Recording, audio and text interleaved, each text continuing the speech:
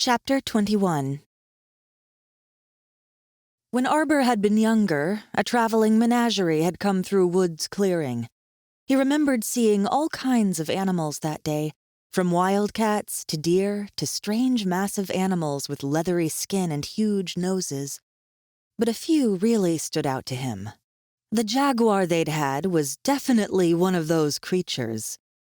The big cat had been just over 6 feet from nose to tail, and was around 3 feet at the shoulder. It had had golden-brown fur and black floral markings with small spots inside, over its entire body. Arbor remembered thinking it was one of the most beautiful and terrifying creatures he'd ever seen. The rock jaguar, slowly stalking towards them, looked just like the one he'd seen back then, but with a few major key differences. The first of which was the creature's size. The beast was at least 18 feet from nose to tail and stood more than 7 feet at the shoulder. Its fur was a swirling mix of deep greens and browns, and the spotted floral pattern on its coat was white and red instead of the usual black. Its eyes were bright green and seemed to glow in the dim lighting of the cavern, and its muzzle was bunched up in a snarl. The beast roared then, nearly deafening them and shaking the entire cavern with its rage. Arbor could see massive silvery canines as its mouth opened wide, and he could feel his heart rate increase yet again. He knew they only had seconds before the beast attacked, so he turned to Grak and Horde. "I'll draw its attention," he said quickly as he began pumping his magic through himself. "While I've got it distracted, you two attack from the rear." There was no time for argument, so the two of them just nodded. The giant cat roared one more time, then bounded forward, the mass of muscle along its body rippling as it moved. The solid rock beneath it cracked as it leapt into the air, the monster covering the 300-yard gap in a matter of seconds. Arbor had expected the jaguar to be fast, but even with his body enhanced, he barely managed to avoid its first attack. He rolled quickly to the side, hearing the swish of deadly claws from above him. Holding his glaive close to his body, he completed the roll and came up in a defensive stance. The beast turned on the spot, swiping out with its glittering claws once more, and he barely managed to step back, twirling the glaive and slamming the spiked end into its jaw. The blow staggered the cat for a moment, but didn't seem to do any real damage. The jaguar roared, its muscles bunching up. Arbor immediately dove to the side, his only thought on staying alive. As it turned out, he was lucky that he had, as the mass of muscle and tearing claws leapt through the spot he'd been occupying just a split second previously. He turned, expecting to see the cat slam into the wall, but instead was surprised to see the jaguar was now on the wall, its razor claws easily slicing through the stone. The giant cat looked down at him, its gleaming eyes focused purely on its next meal. Arbor took a deep, shuddering breath to calm himself. Then, as the jaguar lunged from the wall, dove out of the way once again, narrowly avoiding its deadly claws. If they could slice through solid stone with such ease, he had no doubt that his squishy body wouldn't hold up much better. He rolled to his feet, and the jaguar turned to face him, roaring in frustration at missing its mark yet again. Arbor swallowed hard and braced himself. This fight would not be an easy one, and if they survived, it would be a miracle. Grak watched as the jaguar flew at Arbor and felt her heart flutter in fear as he narrowly avoided its first attack. Then the second and third. She shook herself and charged forward, drawing her dagger as she went. Coming up behind the creature, she slashed out at its hind leg, attempting to cut a tendon. When she finished her pass, she looked back in triumph, expecting to see the cat crippled and falling to the ground. Her mood quickly changed to one of dismay when she saw the creature was completely unharmed. Worse, her dagger had lost its edge and was now looking more like a serrated and twisted hunk of metal. "Arbor!" she called out in panic as he dodged around the cat. "The fur is too tough for me to cut!" Arbor was doing his best to dodge the creature when he was momentarily distracted by Grak's warning. The jaguar roared as its paw extended out in a sideways swipe, its razor-sharp claws extending a full foot as it did so. It caught him unawares, as he hadn't been expecting the claws to give the cat extra reach, and now he was right in the path of the oncoming claws. With a roar, Horde came barreling in from the side, his hammer crashing into its skull and sending the monster reeling. The rock jaguar's claws just nicked the front of Arbor's hardened leather breastplate, but even that small contact was enough to tear massive gashes in the armor. Arbor looked at his chest in shock, where he could see 4 thin lines of blood begin to well up through the destroyed armor. That only seemed to underline the true danger they were in. One small mistake, and that would be it. He looked at the stunned jaguar for a second, noting that it was still down. Now was his chance. Arbor ran at the downed cat, letting his magic propel him forward at an incredible speed. He could feel his core thrumming as it sent the blue power racing through his veins, following the streams that seemed to be multiplying by the day. He leveled the blade at the jaguar's eye, intending to spear it right through. His reflexes had sped up to keep up with his heightened speed, and those reflexes were the only thing that kept him alive. The rock jaguar roared, its body seeming to glow with an inner light, and a shower of stone rained from the ceiling, falling with far greater speed than gravity should allow. He instinctively pumped a little extra magic to one of his legs, feeling the skin heat up and his muscles twinge in pain. All the same, he was fast enough, avoiding the shower of stones as he threw himself to the side. The rock smashed into the ground, sending a cloud of dust into the air and shrapnel flying in all directions. The stinging stone was mostly repelled by his armor, but a few hit his face and exposed arms. He was quick to scramble to his feet, though, ignoring the pain and backpedaling towards Horde, who was looking both terrified and impressed. Well, that was something, Horde said as the dust cloud began settling. How are we supposed to beat that thing? Arbor panted, keeping his eye on the dust cloud. And how did you manage to hurt it when Grack's dagger didn't do a thing? My hammer is enchanted, so it will never break, The dwarf said with a shrug. It could also be that since the beast is so full of magic, that only magic can really hurt it. That made a weird sort of sense to him. Is there any way to stop it without magic? The dwarf was more knowledgeable than him in the art of battle, so his opinion would be invaluable at a moment like this. There are. Still has a few vulnerable areas, like the eyes and mouth. Aim for those and even a non-magical weapon should do the trick. The beast was shaking off the effects of the blow and was slowly getting to its feet. The two of them backed away as the creature turned its head towards them and roared in rage, taking a stumbling step forward. All right then, aim for the weak spots. Maybe we'll get lucky and hit one. Horde nodded as the beast shook off its stupor and lunged at them once more. Arbor darted forward, far quicker than the stockier dwarf, and slashed at the beast's head, aiming for the eyes once more. The jaguar responded by somehow pulling a wall of stone up to intercept the weapon. His blade clanged uselessly off the stone, and he was forced back, catching another glancing blow on his right bicep. He grimaced as blood began seeping from the wound, but didn't have time to dwell on it, as the beast exploded through the wall of stone and leapt at him, its jaws gaping wide. Horde slammed into it from the side once again, roaring as his crackling hammer sent the beast staggering back. The rock jaguar was quicker to recover this time, sending a hail of stone at them and forcing them to take cover. It pounced, this time at Horde, and Arbor took the chance to hit it from the side, making sure to use the blunt spike instead of the blade. As though it had eyes in the back of its head, the jaguar defended itself, pulling up a layer of stone in time to intercept. Horde growled in annoyance, leaping back to avoid those dangerous claws, when his hammer slammed into it, shattering the stone and knocking the jaguar off its intended course. How you holding up, lad? Horde asked. The dwarf didn't look much better off than he did. His arms were covered in splotchy bruises from where the stones had hit, and he was bleeding from a cut above his temple.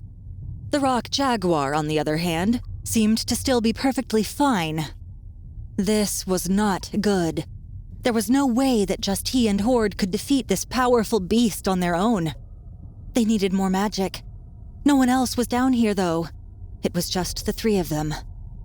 Arbor's thoughts came to a crashing halt as he remembered the core of power he'd felt in Grak's spine while healing her. He'd wanted to tell her about it, but there just hadn't been any time up until now. If he could somehow awaken her magic, they could have a fighting chance. I need you to try and hold the beast for 5 minutes. Do you think you can do that? Arbor asked, turning to the dwarf. Horde looked at him as if he'd lost his mind. I have a plan, but I'll need a few minutes. Arbor explained, already turning away from the recovering cat. This may just give us a fighting chance. Horde nodded reluctantly. He must have also noticed their precarious situation and knew that if something wasn't done quickly, they would all surely die. I can't promise you 5 minutes, but I'll hold it as long as I can. Arbor slapped him on the back and darted off towards Grak, who was hanging back and looking on in frustration at her inability to help. He tore the now useless breastplate from his chest as he ran, tossing it to the side. He could hear the dwarf cursing and the cat yowling behind him, but didn't look back, hoping against hope that he could hold out. He came to a stumbling halt in front of Grak and began speaking in a rush. I have an idea of how you can help, but I don't have much time to explain, so just please hear me out. She nodded, allowing him to continue without asking questions. When I healed your leg on the way to Heart, I could feel something inside you. I'm not 100% sure, but I think you may have magic, though it seems to be dormant at the moment. Will you let me try to awaken it? Grak's eyes had gone wide as saucers by the time he finished speaking, and she seemed to have to think about it for a moment, biting her lip in indecision. A roar came from where Horde was battling the jaguar, and that seemed to make her mind up for her. Nodding her head, she extended her arm to him. Just try to be quick. I don't know how much longer he can hold out on his own. Arbor nodded, then took her hand in his and closed his eyes, taking a deep breath. He concentrated hard on moving his magic through his hands and into her, pumping it through the streams in his body for all he was worth. As with last time, he felt his magic resisting him and trying to stay in his body. And just like last time, he forced the magic through, enforcing his will over the power, and was soon sending it towards the center of her spine. He couldn't be positive, but the amount of power he was channeling seemed to be far greater than before. And if he wasn't mistaken, he was nearing the limits of Tier 1, pushing on the bounds of the second tier. It didn't take him long to feel the pulsing pool of energy located at the center of her spine, and he had to wonder why her core was in a different spot than his. He mentally shrugged at that, deciding to try and figure it out later, when their lives weren't hanging in the balance, and continued working. First, he tried to pierce the core with his own magic, but as soon as it came within a few inches, it was violently repelled by an invisible force. He grunted in pain as his body began straining with the effort of using so much magic at once. He tried next to surround the core with his own magic, squeezing down as hard as he could, but he once again found that he was being blocked by that invisible barrier. Grak squeezed his hand then, and pretty hard, too. He hadn't realized how much physical strength the girl had up until now. Arbor, whatever you are doing, hurry up. I don't think Horde can last much longer. He decided to try one last time to pierce the core, but this time poured a lot more power into it. He heard Grak gasp as he pumped as much magic as he could into her. He felt his skin grow hot and was sure that if he opened his eyes, he would see steam pouring off his skin in waves. He concentrated all his power into one point, sharpening it into a needle-thin blade, and drove it into the core. It resisted him at first, the invisible barrier holding him at bay. But just when he thought it would fail, the barrier finally gave, and his magic pierced the core. There was a massive explosion as the long dormant magic awoke in Grak. The force rippled out of her in a wave, blasting Arbor off his feet and sending him flying back, where he crashed to the ground. Luckily, he'd gotten a split-second warning of the incoming danger and managed to tuck himself into a ball, rolling to avoid any injury. Getting slowly to his feet, Arbor watched the gremlin in amazement as a cold mist began pouring off her body, coating the ground with frost. She looked at him, and he could see the disbelief in that gaze. Arbor felt the thrill of success as he got quickly to his feet and rushed over to her, feeling the chilly air surrounding her body as he drew near. You did it, she said, as a wide smile spread across her face. I never knew there was even a shred of magic in me. She looked at him, her eyes shining with gratitude, and something else. No, really, it was nothing. I was happy to help, he said, trying to deflect her gratitude. No, it wasn't nothing. Thank you. Without your intervention, my magic would never have awoken. She paused, her cheeks flushing furiously as she looked down at the ground and began fidgeting. She began, as though having a hard time saying what she wanted. Arbor just shuffled awkwardly, unprepared for the amount of emotion pouring off the woman, and afraid of what she would say next. He was saved from answering when Horde went flying across the room with a loud curse and slammed into the opposite wall. That gave him the excuse he needed, and he drew his weapon once more, turning quickly towards the beast. Looks like we're out of time.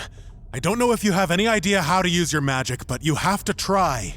Don't worry about me, she said, seeming to have overcome her embarrassment. A devilish smile worked itself onto her face, and the cold intensified somewhat. I think I'll manage just fine. He shivered at the sudden change in temperature and gave her an admiring look.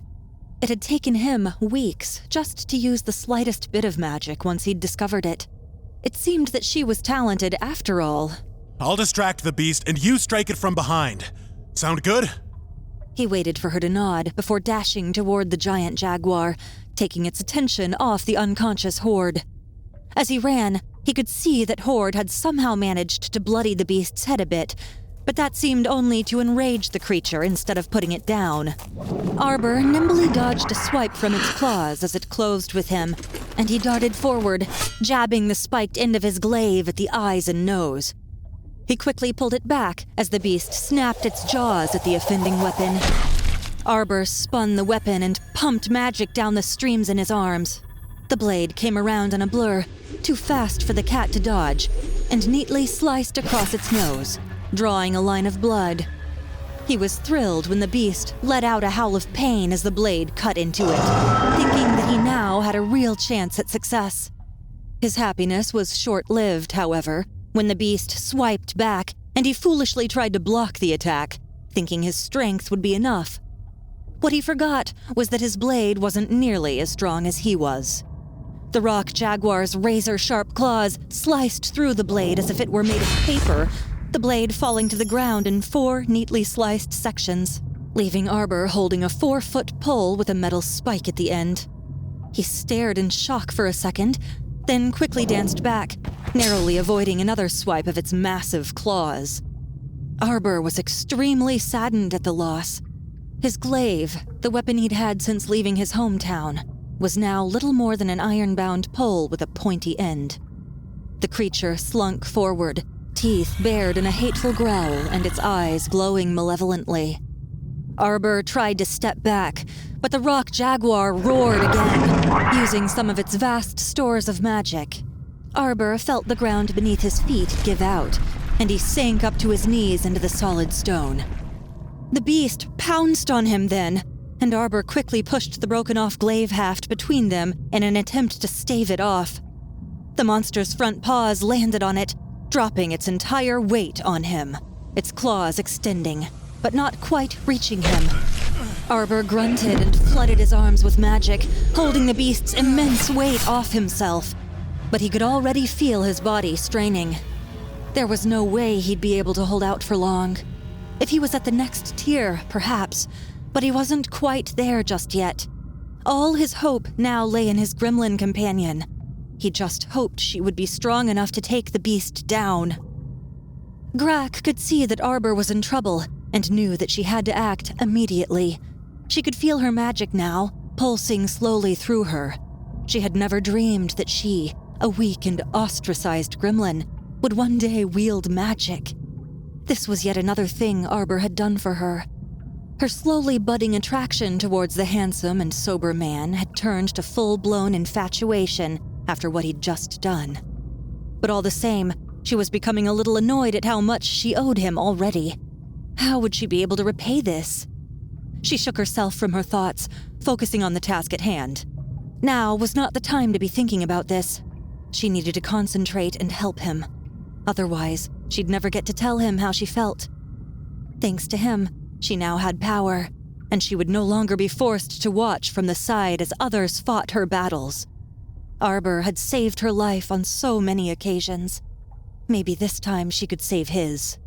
That would be a great way to start evening the score and perhaps get him to cheer up a bit, or maybe even see her in a romantic light.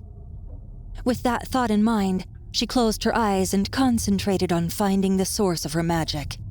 She remembered what Arbor had told her about magic, about having to feel for the streams coming from her center. But despite feeling the power, she couldn't locate her core, no matter how hard she looked. She concentrated harder, thinking she was doing something wrong, searching for the glowing sphere with the 5 streams extending out. Where is it?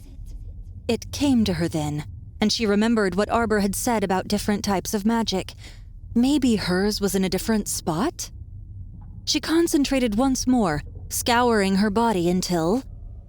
There it was! A small pulsing core at the center of her spine. She didn't see any streams coming off it, as Arbor had described his to have. Instead, the core seemed to be sending pulses of energy up her spine and through her bones towards her hands. The power wasn't moving to the rest of her body, only to her arms.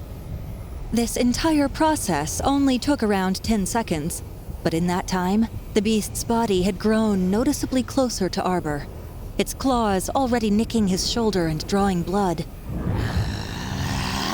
She growled long in her throat and started running towards the beast, thinking she understood now how to use her magic. She concentrated on her right hand, trying to make her core pulse faster. She could feel the bones in her fingers growing icy cold as her power pulsed, and she grimaced at the unexpected pain. Sharp icicles began to form over her fingers, making them claw-like, and the pain intensified. It felt like her bones were on fire. She pushed on, sprinting forward and leaping at the rock jaguar's back, letting out a wordless howl. Slamming into the beast, she buried her icy claws into its hind leg and felt cold radiating out of them in a wave. She screamed in pain as her arm burned with the cold pulsing through the bone. It was almost unbearable. She'd never hurt so much in her entire life. She wasn't the only one in pain. The jaguar howled as its limb froze solid within a matter of seconds. It kicked its leg violently, dislodging Grack and sending her flying back, slamming into the opposite wall. But even as she lay there, gasping for breath, she could see that the damage had already been done. The beast was bearing down on Arbor, its wickedly sharp teeth only inches from his face. His shoulders were bleeding profusely now, as the sharp claws tore into the skin and even his magically enhanced strength was failing, unable to hold that kind of weight for so long. Steam poured off his arms in waves, and he screamed in pain as the muscles tore themselves apart from the overuse of magic. He knew that they would be giving out any second now, and then the beast would kill him. Just as his arms were about to give out, the beast gave out a roar of pain and jerked back. Its paws left the shaft of his weapon, and its claws retracted, leaving him free, albeit exhausted. The jaguar's paws came back down on the ground with a thud, missing him by inches. Arbor saw his opportunity and didn't waste a second, flooding his already tortured arms with even more magic. Then, screaming in pain and defiance, he lunged upward, burying the spiked end of his glaive a full 2 feet through the eye of the rock jaguar. A shudder ran down the massive beast's body as the shaft penetrated deep into its brain. Then, as though in slow motion, it crashed to the ground, its head landing on Arbor's chest. He stared back into the beast's uninjured eye for a full 5 seconds, feeling a sharp tugging at his center as his core expanded. He didn't know how, but he'd managed to make it to the end. Despite the pain he was in, he let out a whoop of joy. Yeah! Whoa! The beast was dead, and he'd finally made it to Tier 2. Chapter 22. Arbor felt more exhausted than he ever had before in his entire life. He lay under the rock jaguar's body, feeling his arms throbbing in pain. Despite his advancement to the next tier, it seemed to have done nothing for his physical state. When he decided that he'd spent enough time laying under the dead beast, he concentrated on the streams leading to his legs, flooding them with magic. After a few moments of work, he managed to free himself from the stone encasing them, pulling them out with a crack and a shower of rubble. He got shakily to his feet, his arms hanging limply at his sides. The bleeding from the multiple lacerations the cat had inflicted were beginning to scab over, and seeing that he was in no immediate danger, he went over to check on Horde. Surprisingly enough, the dwarf appeared to be unharmed and began stirring after Arbor kicked him a few times. The dwarf came to with a roar and launched himself at Arbor, who nimbly sidestepped the attack. Horde looked around wildly for a few more seconds, disoriented. His confusion cleared up when his eyes fell on the dead jaguar, and a broad smile spread across his face. He looked at Arbor, one eyebrow raised in an unasked question. Arbor simply nodded, and the dwarf let out a booming laugh that echoed off the cave walls.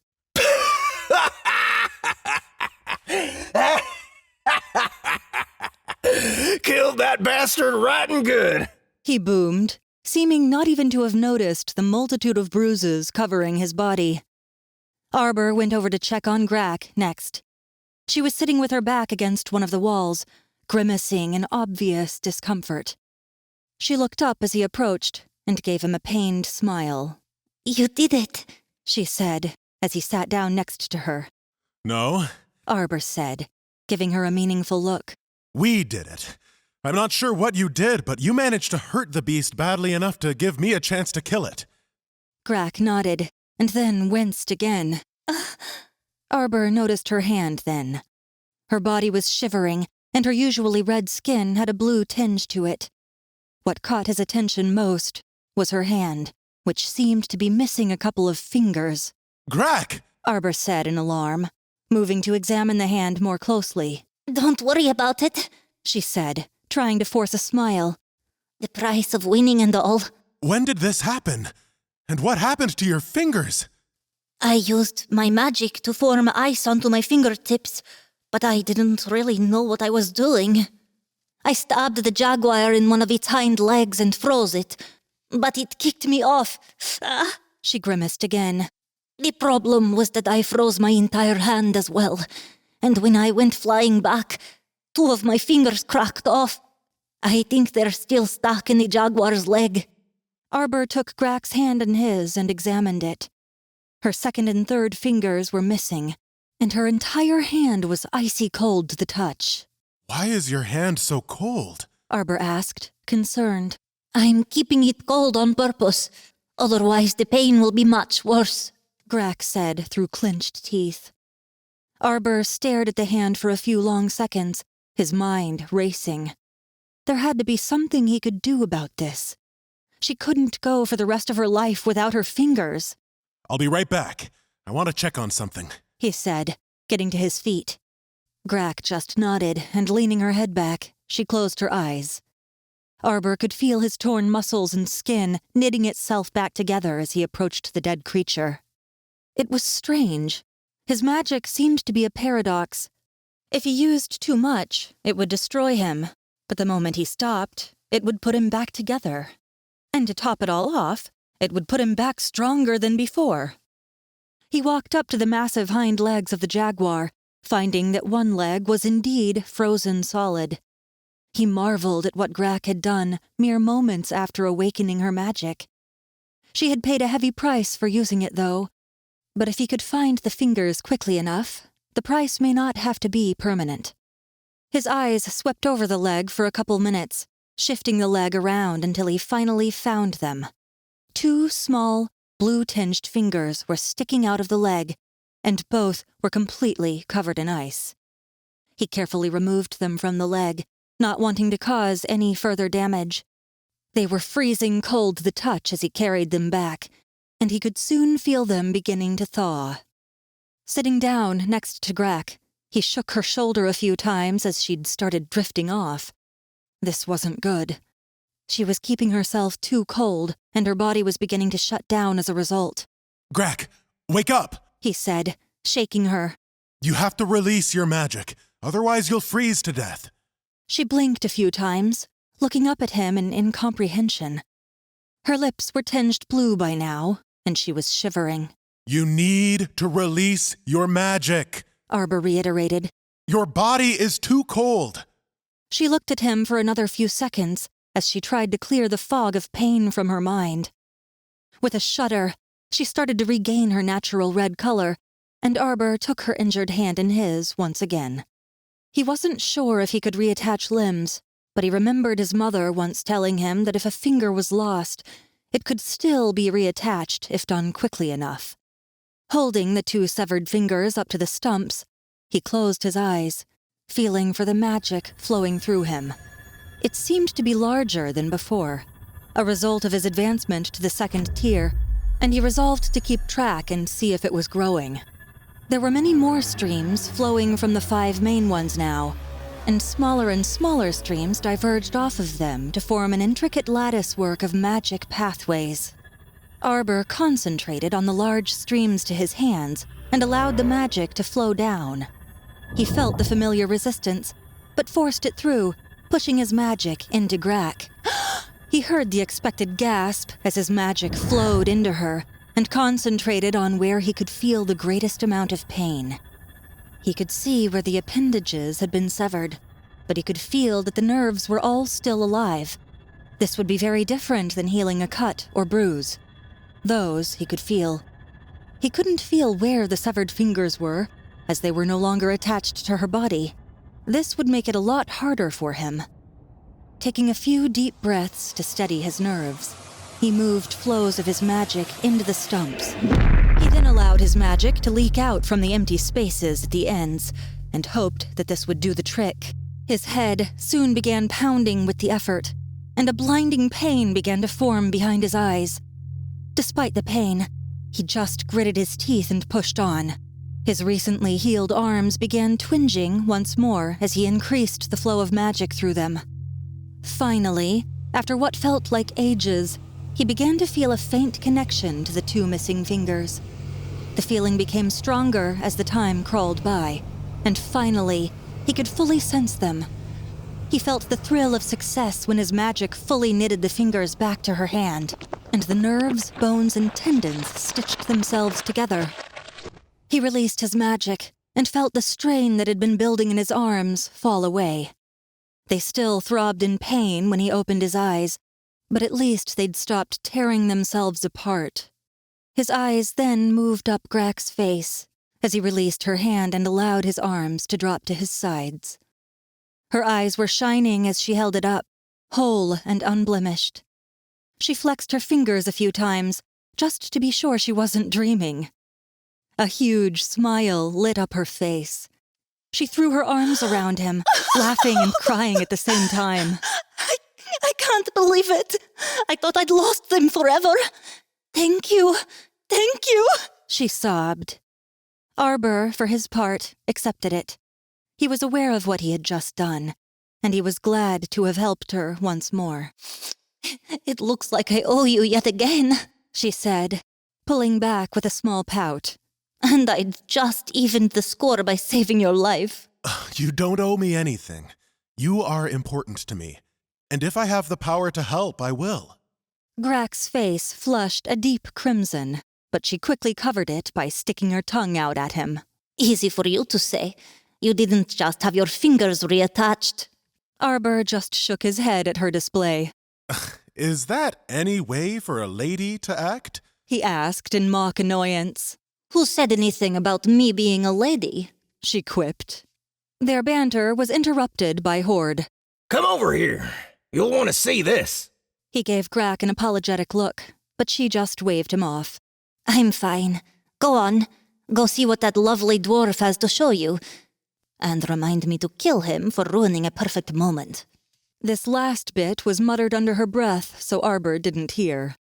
As he approached the dwarf, who was on his knees before the dead monster, he could see that he'd been busy. He'd apparently cut all the claws out of the cat, as all 16 were arranged on the floor before him. You cut out its claws? Arbor asked. Indeed, Horde said with a wide grin.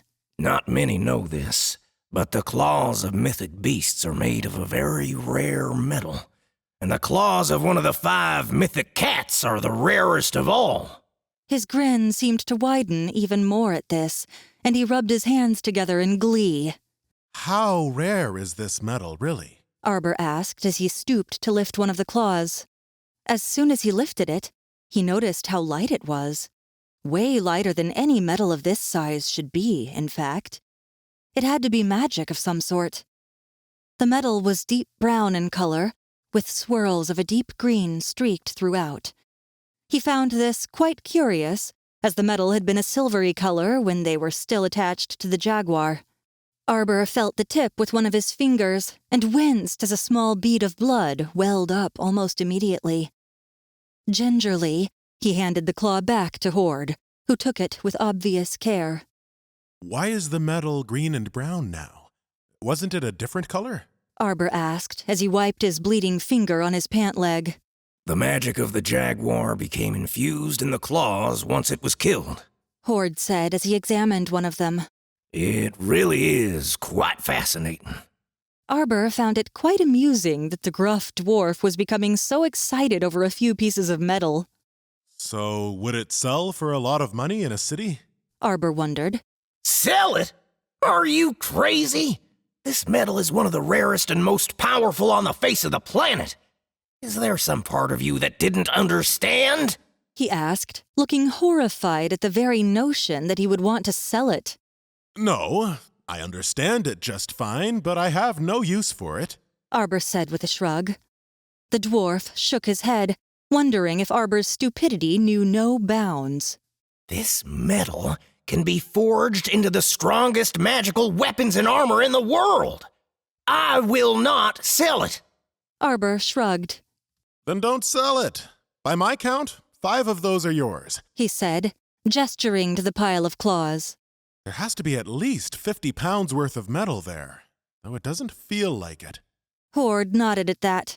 Aside from it being the strongest magical metal, mythicalium is also, by far and away, the lightest metal in the world. Mythicalium? The name of the metal. Horde said, waving his hand. He stroked his beard for a moment as if contemplating something. Then he looked at Arbor with a shrewd expression. Let me make you a bargain. I will make you any one piece of armor from this metal and forge you a new weapon. He seemed to think for a second before nodding to himself. I'll throw in a weapon for the gremlin girl as well. In exchange, you'll let me have the rest. Arbor could see a gleam in the dwarf's eye and immediately knew he was getting a really bad deal. Horde, you didn't answer my earlier question, Arbor said with a frown. How much is that metal worth? Horde had the good grace to look embarrassed at this and sighed resignedly. The last time mythicalium came to the market, it sold for just over 5,000 gold an ounce. He grudgingly admitted. Arbor gaped. So, what you're telling me... Arbor began in a tone threatening violence and severe bodily harm. ...is that each one of those claws is worth roughly 80,000 gold. Is that correct? Horde nodded silently, taking a step back after seeing the expression on his face. It seemed that he now realized that he may have gone just a little too far in trying to cheat Arbor out of so much money. How about this? Horde said quickly. I will forge you and the girl a weapon each. I'll also forge you one piece of armor, and I'll pay you 600,000 gold for the rest. What do you say? Arbor snorted out a laugh at that. And where do you plan on getting that kind of money? Why, from the king, of course. Horde said with a happy smile. Arbor's disbelief turned to confusion. Why would the king agree to pay for all this metal? He asked, already suspecting the coming answer. Oh, did I forget to mention? Horde asked with a grin. He's my brother! Chapter 23. Arbor stood before the king of the jagged peaks, his hands clasped behind his back. Grak stood beside him, and Horde was off to one side, quietly conversing with one of the guards. A card had nearly broken down in front of everyone when Horde had come marching in, alive and well. The king had embraced his younger brother. Then he'd whacked him over the head and called him an idiot for going after the beast. Apparently, he'd been after the precious metals the beast naturally produced. It had only then dawned on him that Horde was a prince, and since a card had no wife or children, he would be next in line to the throne should the king die. When Arbor had mentioned this to him, Horde just shrugged. He had admitted that he had no interest in leadership and had said that in the event of a card's death, he would abdicate in favor of his cousin. He'd then wandered off with the metal to begin work on it, a look of unrepressed glee on his face. After presenting themselves to the king with the good news, Arbor and Grak had gone back to their rooms for a well-deserved rest. A card had only seen them briefly, but promised a longer meeting the next day. Arbor had never been gladder to sink into a bed. He'd later found out from the dwarf who'd originally escorted him that they'd been in the tunnels for 2 entire days. He'd slept well that night. The cook had brought him a steaming bowl of beef stew and a loaf of warm, crusty bread, along with a cold mug of beer. Arbor had only rarely drunk alcohol. He always liked to be in control of himself, but decided to ease up for the night and enjoy a mug or two. As soon as he'd taken his first bite, he'd found that he was ravenous. After using so much magic, it was hardly a surprise. Grak had joined him in his room, bringing a chair with her, and the two had enjoyed a night of celebration for what they'd accomplished. Her eyes had nearly popped out of her head when Arbor had produced 300,000 gold worth of trader's notes and handed them over. She'd insisted he keep it, saying that she had no need for money and that Arbor could make better use of it. But he would have none of it. After some argument, she'd grudgingly accepted the small stack of notes in denominations of 10,000. They'd spoken of their plans moving forward. Arbor wanted to leave as soon as possible and make for the rebel camp. Grak agreed with him, but they would have to wait for Horde to finish forging their weapons and armor before leaving. So now they stood before the king 5 days later. They'd been confined to their rooms the entire time, and Arbor was already itching to leave. It would have been unwise for Grak to wander the city, and Arbor wasn't about to leave her alone to go exploring. First of all, began a card. I must formally thank you for defeating such a mighty creature and saving my people. He stood and approached them. Second, I must thank you for bringing my brother back, alive and well.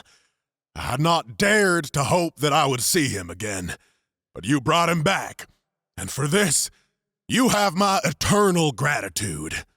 A card embraced each of them in turn and went back to his throne. I am aware that Horde has been forging you each a weapon, but there is something I would like you to have. A dwarf moved towards them, holding a soft pillow between his hands. He approached Arbor first, holding it up and presenting the contents. A shimmering brown and green armband sat on the pillow. It was exquisitely crafted, and Arbor lifted it up almost reverently. There was a roaring jaguar's head engraved on the outside curve, and Arbor looked over to see that Grak had received a similar item, though hers was a wristband. Arbor knew what it must have cost a card to make these precious gifts, and he bowed his head in thanks, sliding the armband over his left bicep. You honor us with such fine gifts, Your Majesty, Arbor said, and Grak mirrored his movement. A card just waved away their thanks and smiled. You have given me something more precious than money can buy. This is but a small token of my appreciation. He motioned another dwarf who was standing to the side. Now, to fulfill my end of the bargain. The dwarf came forward, bearing a scroll with a wax seal. The rebels are located near the giant salt lake in the flatlands, He continued. There is a secret entrance to their base, the location of which I've had marked on your map. Arbor took the proffered letter and the map with a nod of thanks. A card continued to speak. I hear that my brother plans to accompany you on your travels. I am, of course, opposed to this idea, as I'm sure that you'll be facing many dangers in the days ahead. However, this is his decision to make, and I cannot force him to stay. I would ask you to look after him, though, He said with a sad smile.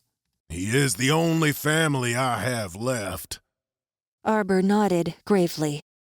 I promise we'll look out for him. Horde approached then. He was carrying a bundle in his arms and set it down at Arbor's feet. Here are the items I promised you. He said with a grin, first pulling a long, slim sword from the cloth bundle. Arbor's eyes immediately locked onto the weapon. He'd never seen a sword like that before. It was beautiful and deadly, all at the same time. The brown blade was long and slim, tapering to a wicked point at the end. The hilt, in contrast, was a deep green and was downturned and rounded. This is called a rapier. Horde said, handing the weapon over to Grak. I figured you should have something with a little more reach than a dagger. It's light enough for you to use and strong enough to handle the toughest opponents. How did you manage to separate the two colors of the metal from one another? And why do it in the first place? Arbor was quite curious, and Horde was more than happy to oblige, launching into an explanation with obvious glee. Well, that's the interesting part, isn't it? When I melted the metal down, the two separated all on their own. Once the metal cooled, I found that the green metal was a lot harder and more rigid, while the brown was softer and more pliable. Since a rapier has to bend and flex, I decided to forge the blade entirely from the softer metal, while I forged the guard from the much harder green. Wouldn't want you losing any more fingers, He said with a chuckle as he slapped Grak on the shoulder. Grak smiled back and took the sheath that Horde produced for the weapon. This is beyond amazing. Thank you. She hugged the dwarf, and he grumbled about her making a scene, but didn't push her away. Once she released him to admire her new weapon, he crouched down again, unwrapping the new piece of armor he'd forged for Arbor. He asked Horde for a breastplate as the piece of armor he'd agreed to forge. He figured that he needed good protection, and his chest did hold most of his vital organs, after all. A softly shining breastplate was revealed as the cloth wrap fell away. The armor consisted of two pieces, the solid green chest plate adorned with another roaring jaguar's head, and the interlocking brown and green plates that would sit over his stomach. There was a back plate as well, attached to the front by leather straps. This piece, too, was made entirely of the dark green metal. Arbor lifted the individual pieces of armor, still surprised by how light they were. The dark green metal of the chest piece reflected the light of the glowstones above, and Arbor could see a soft, swirling pattern in the metal that seemed to shift and dance when he turned it. The interlocking pieces were a mix of green and brown, and he could see how they would bend and flex as he did. Grak helped him buckle it on as Horde bent down to fetch the last item on the ground. Last, but certainly not least, here is the weapon I promised. Horde said. It took me all bloody night to finish, but I think you'll find it suitable. He then handed Arbor his new weapon, treating it with obvious care.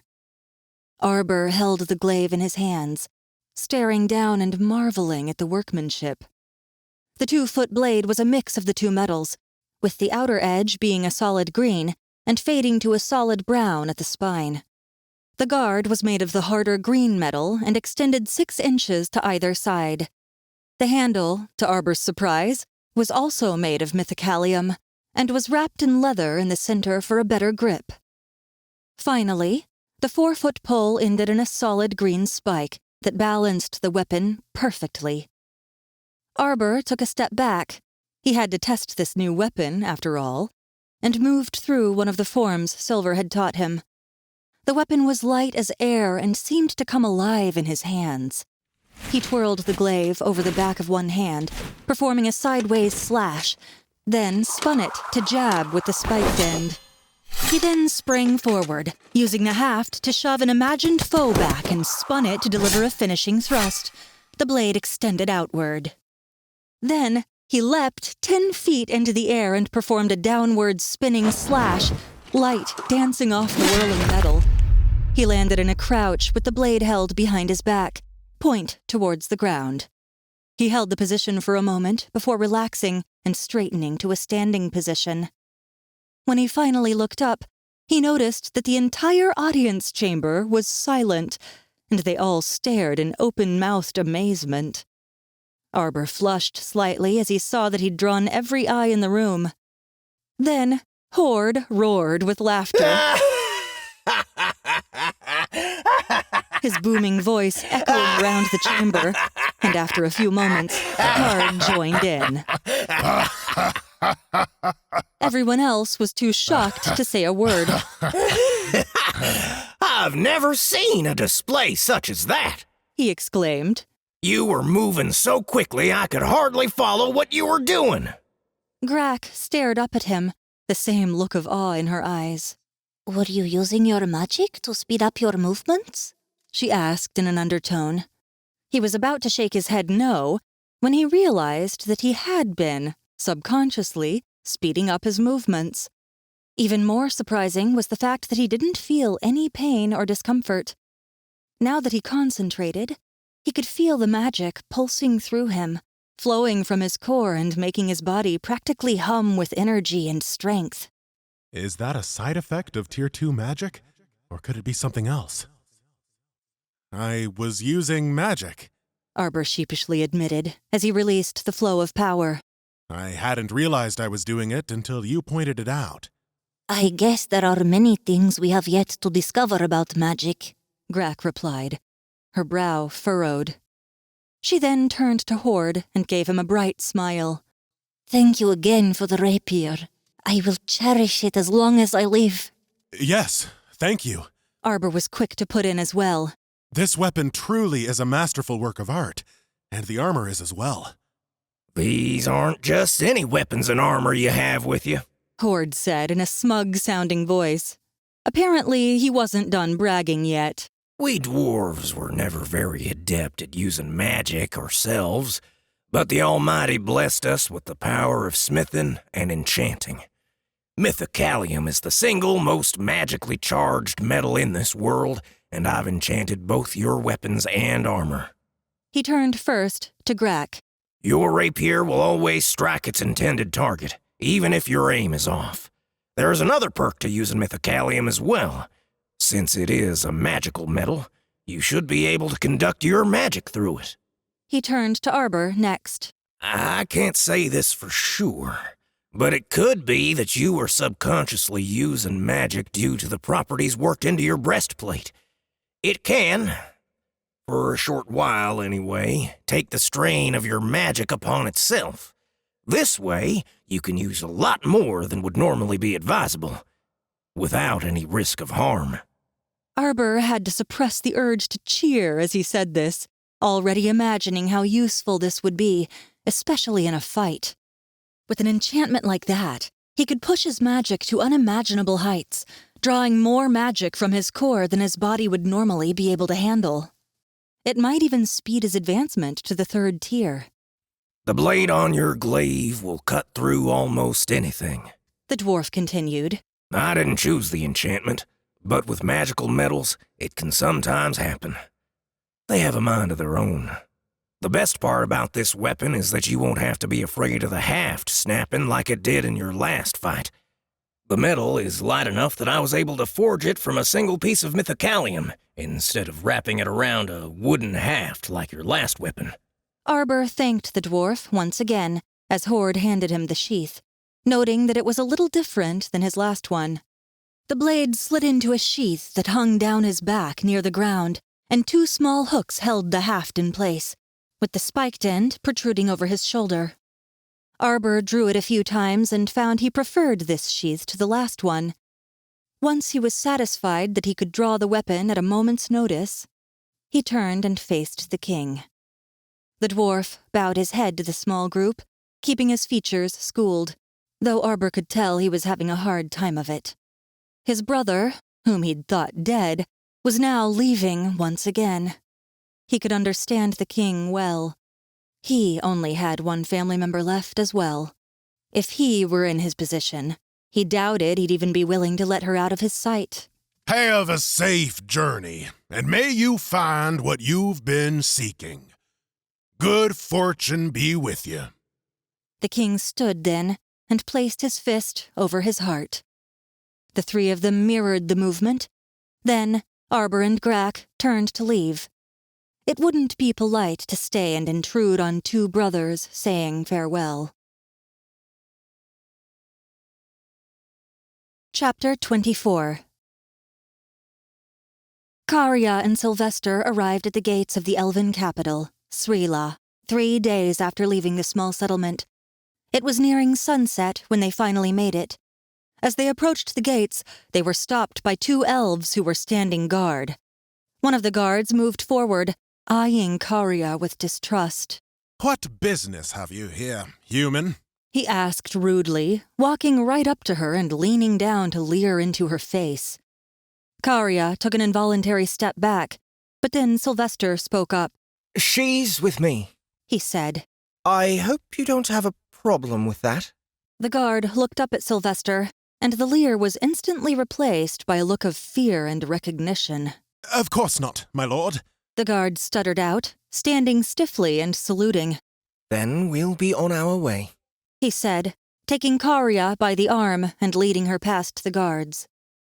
What was that all about? She asked as he led her down a long winding street and into the city proper.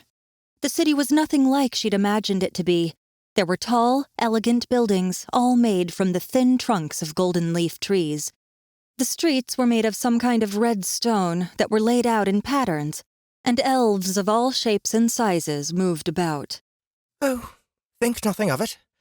You'll find out soon enough, He replied, leading her deeper into the city.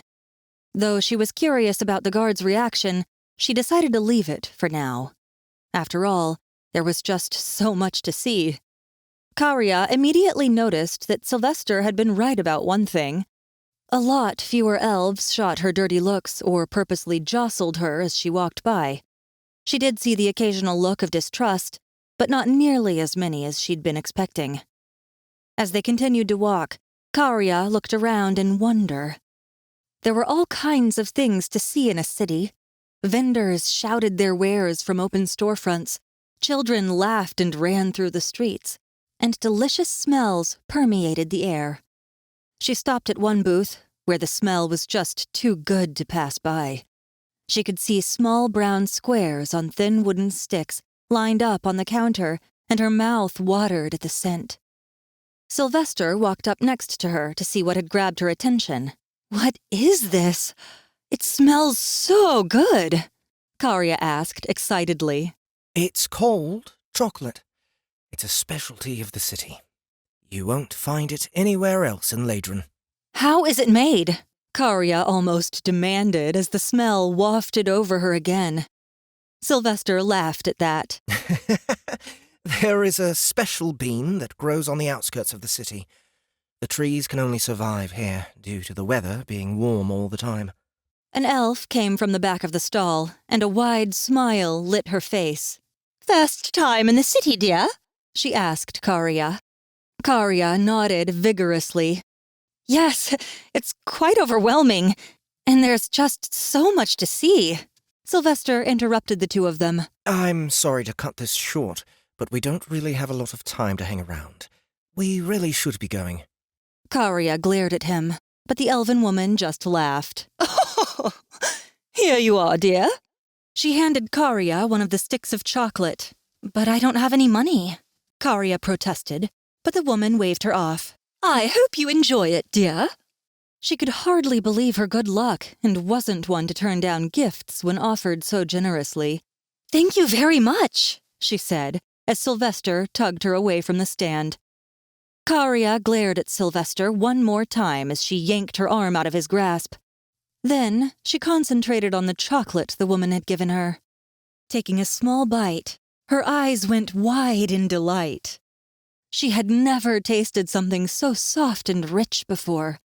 The creamy chocolate was sweet and salty at the same time, but the opposing flavors complemented each other somehow. She finished it very slowly, savoring the chocolate until the very last bite. Once she'd finished eating and could once again concentrate on her surroundings, she noticed that the buildings were changing around them, growing larger and more extravagant the longer they walked. Sylvester led her deep into the heart of the city. She could see a tall wrought iron fence and a stone wall ahead, and inside was the largest house Karia had ever seen. She thought they would move around it, but Sylvester walked right up to the gates. 2 guards stood here, but unlike the last time they'd run into a pair of guards, these ones broke out in wide smiles and opened them right away. It is good to see you back, Sylvester, one of them said as he passed. Karia was growing more and more curious by the minute. Just what was going on here? They walked down a cobblestone path, moving through a sea of flowers, the likes of which she'd never seen before. Butterflies fluttered around the garden, and Karia watched with wide eyes as they flitted around from flower to flower. She could hear the sound of running water and figured there must be some sort of stream nearby. They came to the end of the path and were greeted by a set of large, ornate doors carved with vines. She noticed that the walls of the manor were entirely covered by ivy, vines, and flowers. She'd never seen a house like it, let alone one so big. She heard Sylvester take a deep breath.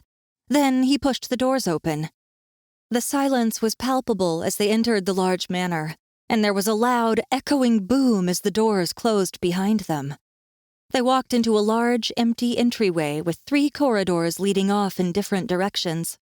The ceiling towered more than 30 feet above them, and a large wooden fixture with thousands of tiny lights hung above their heads.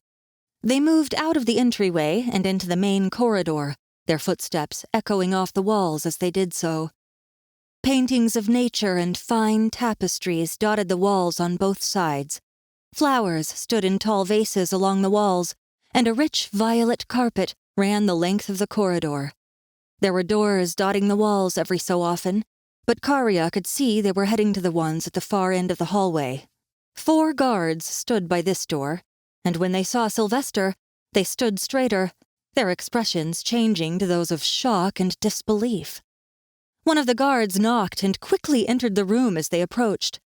Karia heard a loud cry from inside, "Oh!" and the guard quickly emerged, holding doors open for them. Karia noticed that Sylvester looked tense as he entered, and she followed behind him warily, wondering just what could be going on. Just who was Sylvester, really? The first thing she noticed upon entering were the 2 elves sitting in bright wooden thrones, which sat on a raised dais occupying the back of the room. The thrones were stained a light cherry color and shone brightly with polish. Looking around, she could see more guards dispersed throughout the circular room, all standing to attention. Tall vases were dispersed about the room, all filled with an assortment of flowers, and long banners hung from the walls. They were a deep violet and bore a symbol of a golden leaf tree, outlined in gold stitching. There was also a large table with a set of high-backed chairs, one of which were occupied by a female elf, around her own age. All 3 of them turned to look as they entered, and the woman sitting on the throne stood abruptly. Karia could see she was shaking, and the man stood to help her down from the raised platform. They both appeared to be in their early 50s, the woman tall and slender, and had light, straw-colored hair streaked with gray. She had high cheekbones, long pointed ears, and a refined air about her. The man was handsome, despite his face showing signs of age. His gray hair hung to his shoulders and was tucked neatly behind his pointed ears. Just like the woman, he walked with a grace and dignity that Karya had rarely seen. They were dressed in flowing robes of deep violet with the golden leaf coat of arms emblazoned across their chests. Each wore a golden circlet on their brows, and the woman had a flower tucked behind one ear. Karya had pretty much guessed what was going on at this point and stood back as they approached. "Sylvester?" the woman asked, her hand reaching out to gently stroke his face. "Is that really you?" Karya was shocked to see tears in Sylvester's eyes as he threw his arms around both of them, laughing and crying at the same time. The king and queen of the elves, for Karya had no doubt now to their identities, hugged him back, tears streaming down their faces as well. Then, they were all talking at once, the queen asking where he'd been, the king wanting to know what had happened, and Sylvester trying to fill them in. Karya felt embarrassed to be intruding in what was clearly a private family moment, and was stepping back when the queen's voice stopped her. "Who might you be, my dear?" she asked. She'd let go of Sylvester, and the three of them were now looking at her. She felt a bit awkward, but dipped into a small curtsy. "My name is Karya, my lady," she said, not knowing how to address the queen properly.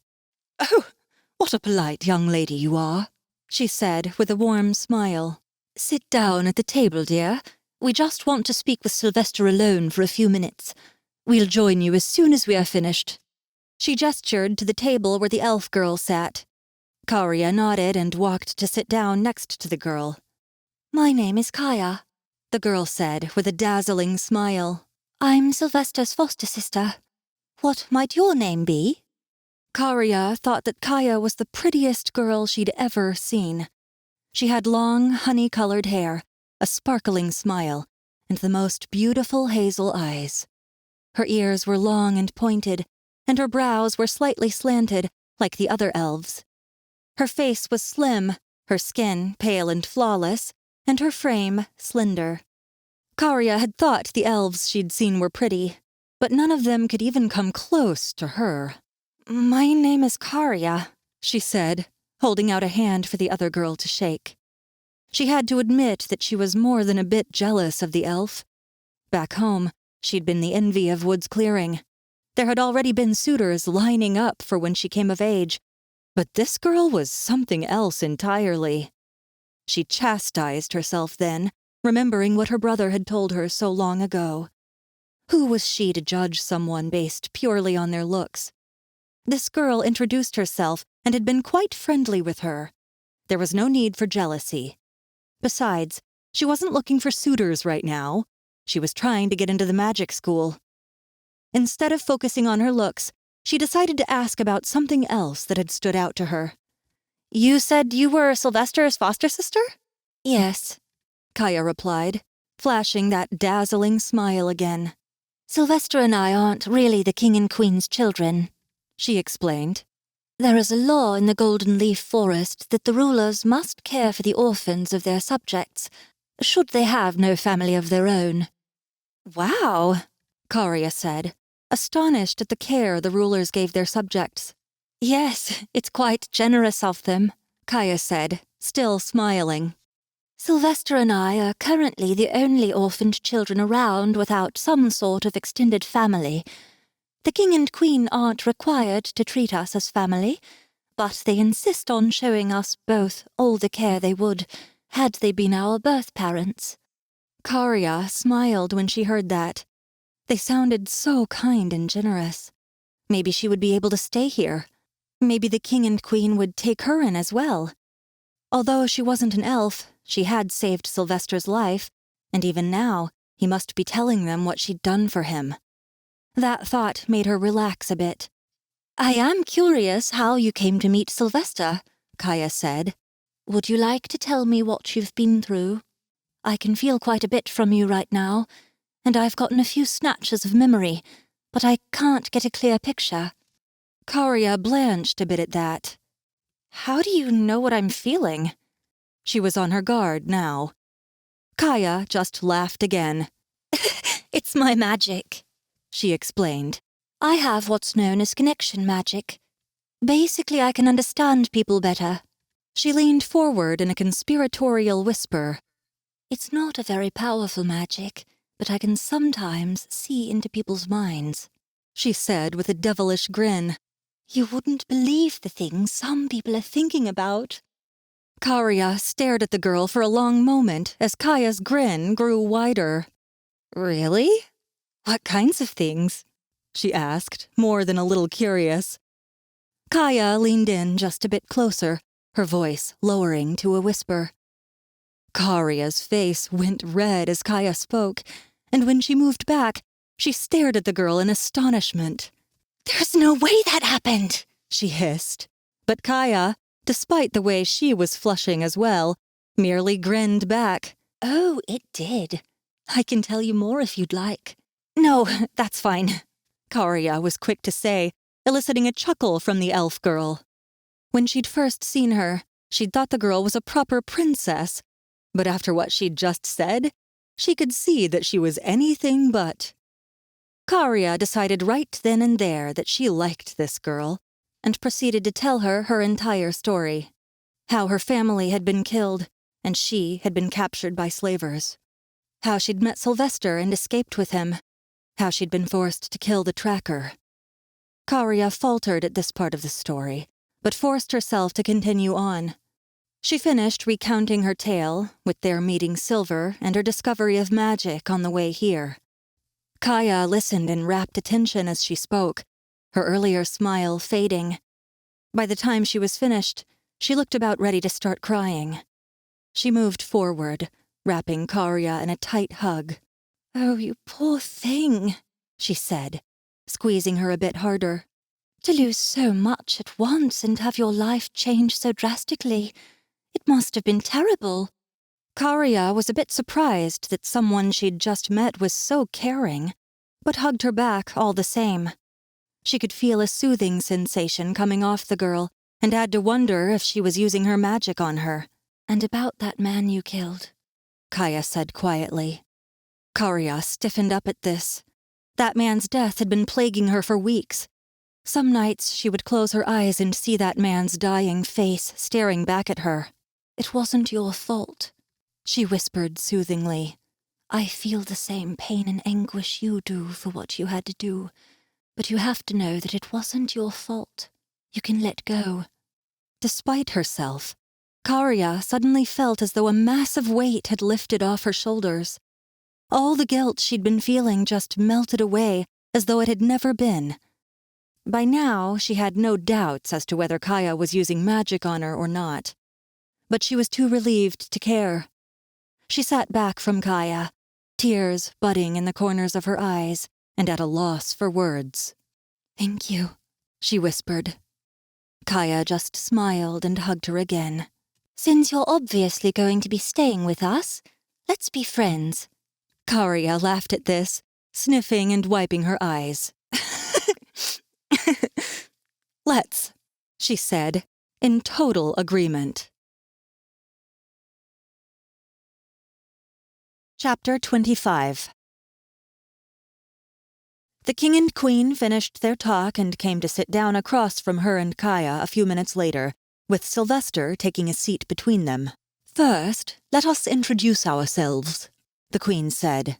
I am Bliss, queen of the elves. And I am Alvine, king of the elves. First of all, Bliss said, we would like to thank you for accompanying our son on his journey back home. Sylvester told us of what happened to him, Alvine continued. We know how much you might feel you owe him, but don't fret. Sylvester was glad to do all those things for you. Karia's brows furrowed when he said that, confused. I'm sorry, but I don't understand what you mean by that. Why would I feel I owe him anything?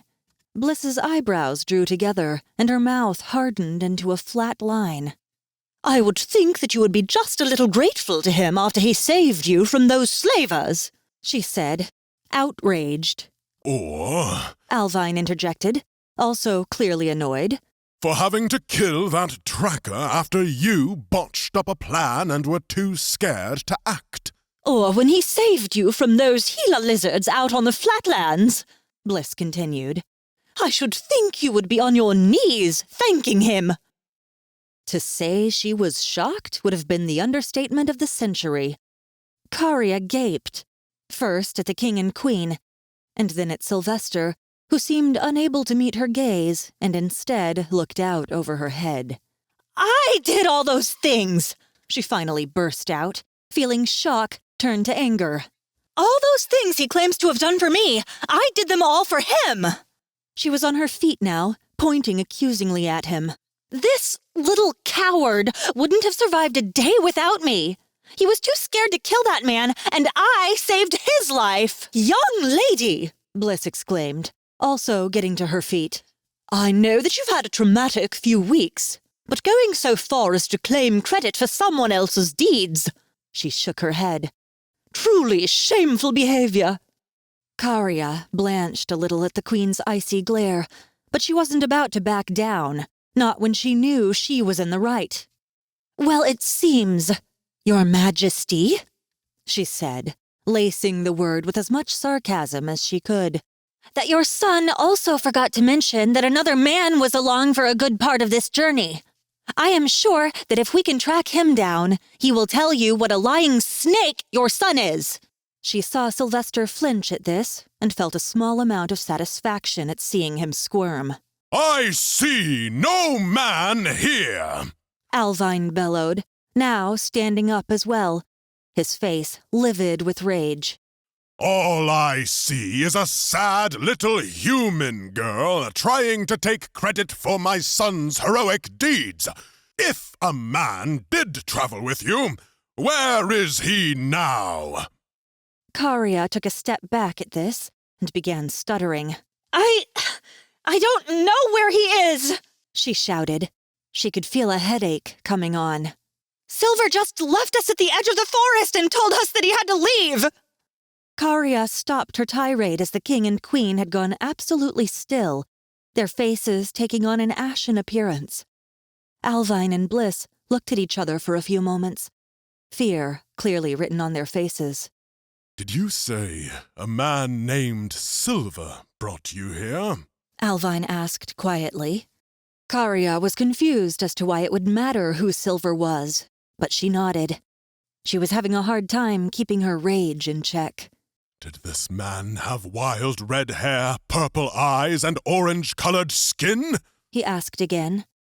Karia nodded again, her eyes fixed on Sylvester and imagining all the different ways she'd like to throttle the lying bastard.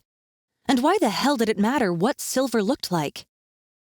Alvine and Bliss both looked at Sylvester now, who appeared to be trying to hide a look of discomfort. It seemed that he'd clearly not wanted Silver's name to be mentioned, though she couldn't be sure as to why. You didn't mention meeting a man named Silver, Bliss said in a quiet voice. Tell me, Sylvester. The queen sounded quite angry now. Why would you not mention meeting this man? And what else have you not told us? We didn't, He said quickly. I don't know what she's talking about. She's just grasping at straws and trying to take credit for all I've done for her. He looked her in the eye then and plastered a look of disgust onto his face. I should never have saved your life, you disgusting human. I should have let the slavers keep you. Karia was stunned. Why was he acting this way, and where was all this coming from? It was as if the last 2 months they'd spent together meant nothing to him. Why had he bothered bringing her with if he'd just planned to lie about her? She could feel her anger begin to boil over now, and her headache intensified to an almost blinding degree. She knew what it was this time, and didn't try to hold back the torrent building up inside. You filthy, lying bastard! She roared, allowing her magic to burst free. There was a boom of displaced air as her power exploded out of her. There was an audible crack as the fine table snapped down the center, and Sylvester was sent flying back into the opposite wall. He slammed into it with a bone-snapping crunch and fell in a limp heap on the ground. She heard the sound of steel scraping against leather as the guards drew their weapons and advanced on her. Her head throbbed in agony as her magic flowed through her, and she screamed in pain and rage, allowing her magic to explode outward and send the guards flying in all directions. Karya glared down at the king and queen, who were now looking at her in fear. How dare they doubt her? How dare that bastard lie about her, and to her face, no less? She felt rage like she'd never felt before, and thought about all kinds of punishments to unleash on these horrible people. She could tear the entire palace down around them. She had the strength for that. She knew that she would show these people what she was made of. Just as she was preparing to unleash a devastating attack, she felt a hand on her shoulder. She looked back in confusion to see Kaya standing there, a look of concentration on her face. She was about to brush her off when she felt a calm, soothing presence begin rolling over her in waves. She could feel her anger slowly start to ebb away, the rage leaving her, and the tension in her muscles slackening. She took a deep, shuddering breath, slowly sinking to her knees. What had she done? Had she really lost control like that? Why had Sylvester betrayed her, and in such a horrible way? These questions and more whirled through her mind, and finally, she just couldn't take it anymore. She began to cry, burying her face in Kaya's shoulder as racking sobs overtook her body. Kaya, for her part, just sat there with her, patting her back and whispering soothingly into her ear. There. Calm down. Everything will be fine. After what felt like an eternity, Karya began to calm somewhat. Sylvester had been rushed out to see a healer, but the king and queen were still there. Bliss bent down next to her and laid a hand on her shoulder, though it didn't escape her notice that the room was now lined with grim-faced soldiers. "We're sorry we didn't believe you," she said, looking into her eyes. "It's clear that Sylvester was lying to us now, though we can't figure out as to why he was doing so just yet. Kaya says that she has the real story, and we will get to the bottom of this." Alvine bent down as well, though his face looked less apologetic. It was very foolish of him to lie about Silver as well. If he was the one who sent you, then he did so for a good reason, one of which is immediately obvious. Karya looked up then, her eyes red and puffy. "What's wrong with me?" she asked in a frightened voice. "There's nothing wrong with you, my dear," Bliss said quickly. "You just have very powerful magic and must learn to control it. Even among the elves, who are gifted with a higher affinity than most races, it is very rare to have any at all these days. Only 1 in every 20 or so were born with the ability to use magic over the last few centuries, and most are very weak or completely useless, never even reaching Tier 3. Though I have to admit I haven't seen magic that powerful from a Tier 1 mage in my entire life. In fact, the last person documented with your sort of power lived well over 1,000 years ago," she finished. Kaya will show you to a room where you can get some sleep, Alvine said, motioning the guards to stand back, now that she'd calmed down somewhat. You must be exhausted. We will speak with you more tomorrow. We apologize once again. Karya nodded as Kaya helped her to her feet and led her out of the throne room. She kept a steadying hand on her shoulder as she led her to one of the rooms off the main corridor. The room had a large bed in the center with fine drapes hanging off the posts. There was a large desk in one corner and a wardrobe with a mirror on the other side of the room. A pitcher of water and a small bowl of fruit sat on the table, as well as a small vase of flowers. She could also see a small door leading off the room and assumed it to be some sort of washroom. Get some rest. I'll be right next door if you need me, Kaya said with a gentle smile. And don't you worry about Sylvester. Her face morphed into one of anger here. I'll get to the bottom of this. I always do. Thank you, Karia said, wiping her eyes with the corner of one sleeve. Kaya hugged her tightly, then she left the room, closing the door gently behind her. Karia shuffled over to the large bed and fell into it, face first. The sheets were cool against her face, and the bed was soft beneath her. She curled up in a ball and closed her eyes. She began to sob again softly, but no tears came this time. It appeared she wasn't even going to be allowed the comfort of tears. She was far away from home with no family to speak of, all alone in a strange city, and the one person she believed she could count on had betrayed her in the worst way possible. Then she thought of Kaya and what she'd said right before leaving her. The girl was so empathetic to her plight, more so than any normal person should have been. Perhaps it was just a side effect of her magic, but she found that she was quickly warming up to her.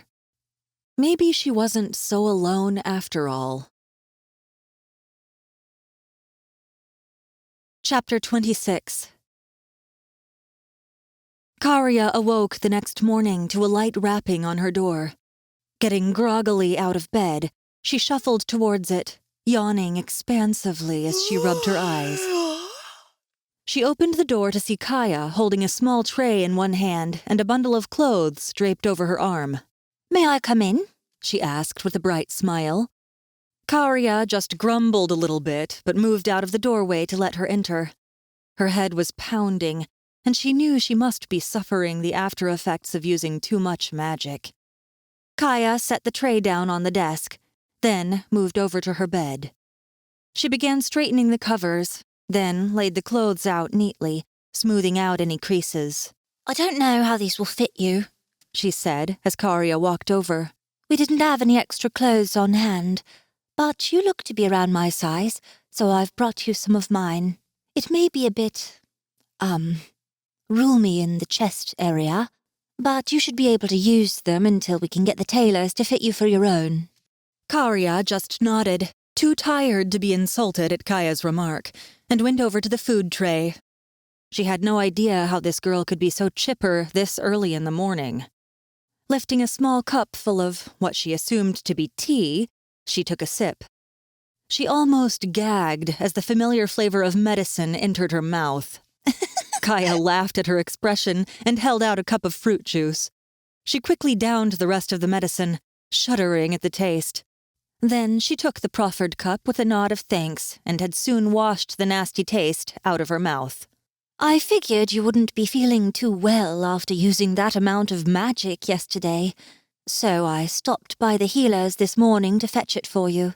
Despite how gross the medicine had tasted, Karia had to admit that she was feeling quite a bit better. She forced a smile onto her face. Thank you. Oh, it was no bother at all, she replied with a bright smile. Karia noticed then that despite the early hour, Kaya looked as perfect as she had the day before. A bright yellow dress clung to her body, the skirt ending just below the knees. A pair of tight-fitting pants covered her legs. Her hair hung loose down her back, and a small purple flower was tucked behind one ear. Then Karia looked down at herself. She was still wearing the same clothes she'd had on yesterday. There were grass stains down the front, patches of discoloration and small tears from the weeks of travel. And she didn't even want to know what her hair looked like. Kaya seemed to know exactly what she was thinking and gave her a knowing smile. I'll leave you to eat and get cleaned up. Just come knock on my door when you're done. She left then, closing the door gently behind her. Karia could hear her giggling to herself through the door and blushed, remembering that Kaya could sense emotions. She sighed to herself. Nothing she could do to hide them now. Sitting down, she helped herself to the food Kaya had brought her. There were eggs, strips of beef, and a small loaf of bread. There was also the pitcher of juice she'd brought along and a small flaky pastry with apples baked into it. She enjoyed herself immensely, realizing that this was the first good meal she'd eaten in months. Much to her surprise, she finished everything on her plate and was still a bit hungry afterward. Shaking her head, she stood and stripped out of her dirty and travel-worn clothes. Heading into the small washroom, she could see a tub with 2 small spouts. Upon further inspection, she found that one of them gave off hot water, just like the one back at home. Unlike the one back home, the second spout let out a strange goopy liquid that smelled like flowers and bubbled when it hit the water.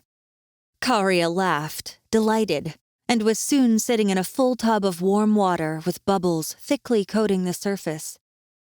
She looked around for a moment before finding a bar of soap and proceeded to scrub herself vigorously.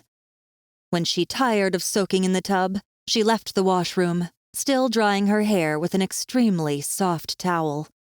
She then went over to her bed and rifled through the clothes Kaya had left for her. She found a long-toothed comb along with the clothes and proceeded to work all the knots and tangles out of her hair. Finally, after an hour of work, she was done. She examined herself in the mirror attached to the wardrobe and smiled. She wore a green dress with the skirt stopping just below her knees, and the same tight-fitting pants that Kaya had worn underneath. She figured that this must be the elven style, as she'd seen most of the female elves in the city dressed similarly. Karia found that she preferred this to the long skirts she was used to, even though she knew her mother would most likely disapprove. It was fairly obvious that the dress had been made with the busty elf in mind, but she thought she'd done a good job of disguising it by pulling the back of the dress into a bow, gathering up the loose fabric. She had combed her hair and braided 2 strands on either side, then tied them behind her hair in place of a band. She turned once, satisfied that she looked presentable, and headed out of her room. She knocked on Kaya's door and waited until she was invited in. Upon entering the room, she could see it was similar to hers, but there were a few personal touches that Karia's didn't have. There was a painting of Kaya with the king and queen on one wall, and a woven tapestry with a colorful bird in flight on another. A few other personal effects dotted the room here and there. Kaya was sitting at her desk, reading a book, but she stood up when she walked in. "I see the clothes fit," she said with a grin. "Yes, they fit quite well, thank you," Karia said, returning the smile, noting that she didn't mention the obvious, for which she was glad. The 2 of them sat by Kaya's desk and began talking. Kaya asked how she'd slept the previous night and if she found the room satisfactory. Karia told her that everything was amazing and how nice it felt to be able to take a real bath and dress in clean clothes again. Finally, with the small talk out of the way, Kaya began explaining what she would be doing moving forward. "I've already spoken with Sylvester and gotten the truth out of him," she began. Karia stiffened at the mention of Sylvester, but Kaya just continued talking. "In case you were wondering, he has 2 broken ribs, a broken arm, and 3 broken toes. He has also bruised the bones in his right leg and left knee." Karia was shocked at the extent of the damage, but was also oddly satisfied with her work. "In light of what you did to him, I don't think any further punishment will be needed to be doled out. Do you?" Kaya asked, a slanted eyebrow raised, and a small smirk on her face. "No," Karia said, a smile twisting her lips as well. "I think he's suffered enough for now." "Good. I thought so as well," Kaya continued with a small laugh. "I've already spoken with the king and queen and told them the full story. Unfortunately, I couldn't find out why he lied about what happened." Karia just shrugged at that. It didn't matter to her why he'd done it. He had, and she wasn't about to forgive him for it, no matter the reason. "The king and queen will be meeting with you later today to discuss where you will be living while attending the magic school." Kaya paused here, a pensive look on her face. "You do want to go to the magic school, don't you?" She bit her lip nervously. "Of course I want to go!" Karia burst out and saw the nervous look replaced by a smile. I don't have any money, though. Don't worry about that, Kaya said brightly. The royal family has money put away for children with magic who can't afford schooling. Karia was surprised to hear this. But I'm not an elf, she protested. Even if he's an ungrateful lying snake, you did save Sylvester's life, Kaya said, and the king and queen think it's worth paying for your schooling for that. They were silent for a few minutes as Karia allowed it all to sink in. She would be going to magic school after all. And better yet, the king and queen were going to pay for it. After a few more moments for silence, Karia spoke up again. She was curious as to what she would do until the meeting later that day. So, what should I do now? Karia asked. You said the meeting wasn't until later, and I assume that you have school soon? Kaya shook her head, her long honey blonde hair swaying with the motion. School doesn't start again for another few days due to the celebration of the spring moon. Spring moon? Karia asked in confusion. The winter moon was still in the sky last I checked, and should still be there for another 2 months at least. Kaya laughed upon hearing that, her brilliant smile seeming to light up the room. The celebration of the spring moon is observed halfway through the winter. Don't ask me why, she said quickly. Nobody knows why we celebrate in the middle of the winter. It's a tradition, so no one really bothers asking. Karia nodded at that. So, what do you normally do when you're not in school? Do you have many friends to visit with? A pained expression crossed Kaya's face here, and she looked down with saddened eyes. I don't have any friends, she said quietly. I'm sure you've noticed by now that I am unusually pretty. I'm not trying to be vain or anything. I just know that it's true. All the elven males are trying to court me already, even though I'm still a year away from adulthood. And because of that, all the girls hate and shun me for it.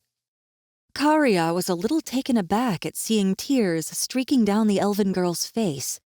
She was even more surprised to learn that Kaya was only a few months older than she was. Because of my status as the king and queen's ward, the other girls cannot harm me physically. But they find other ways to make me miserable.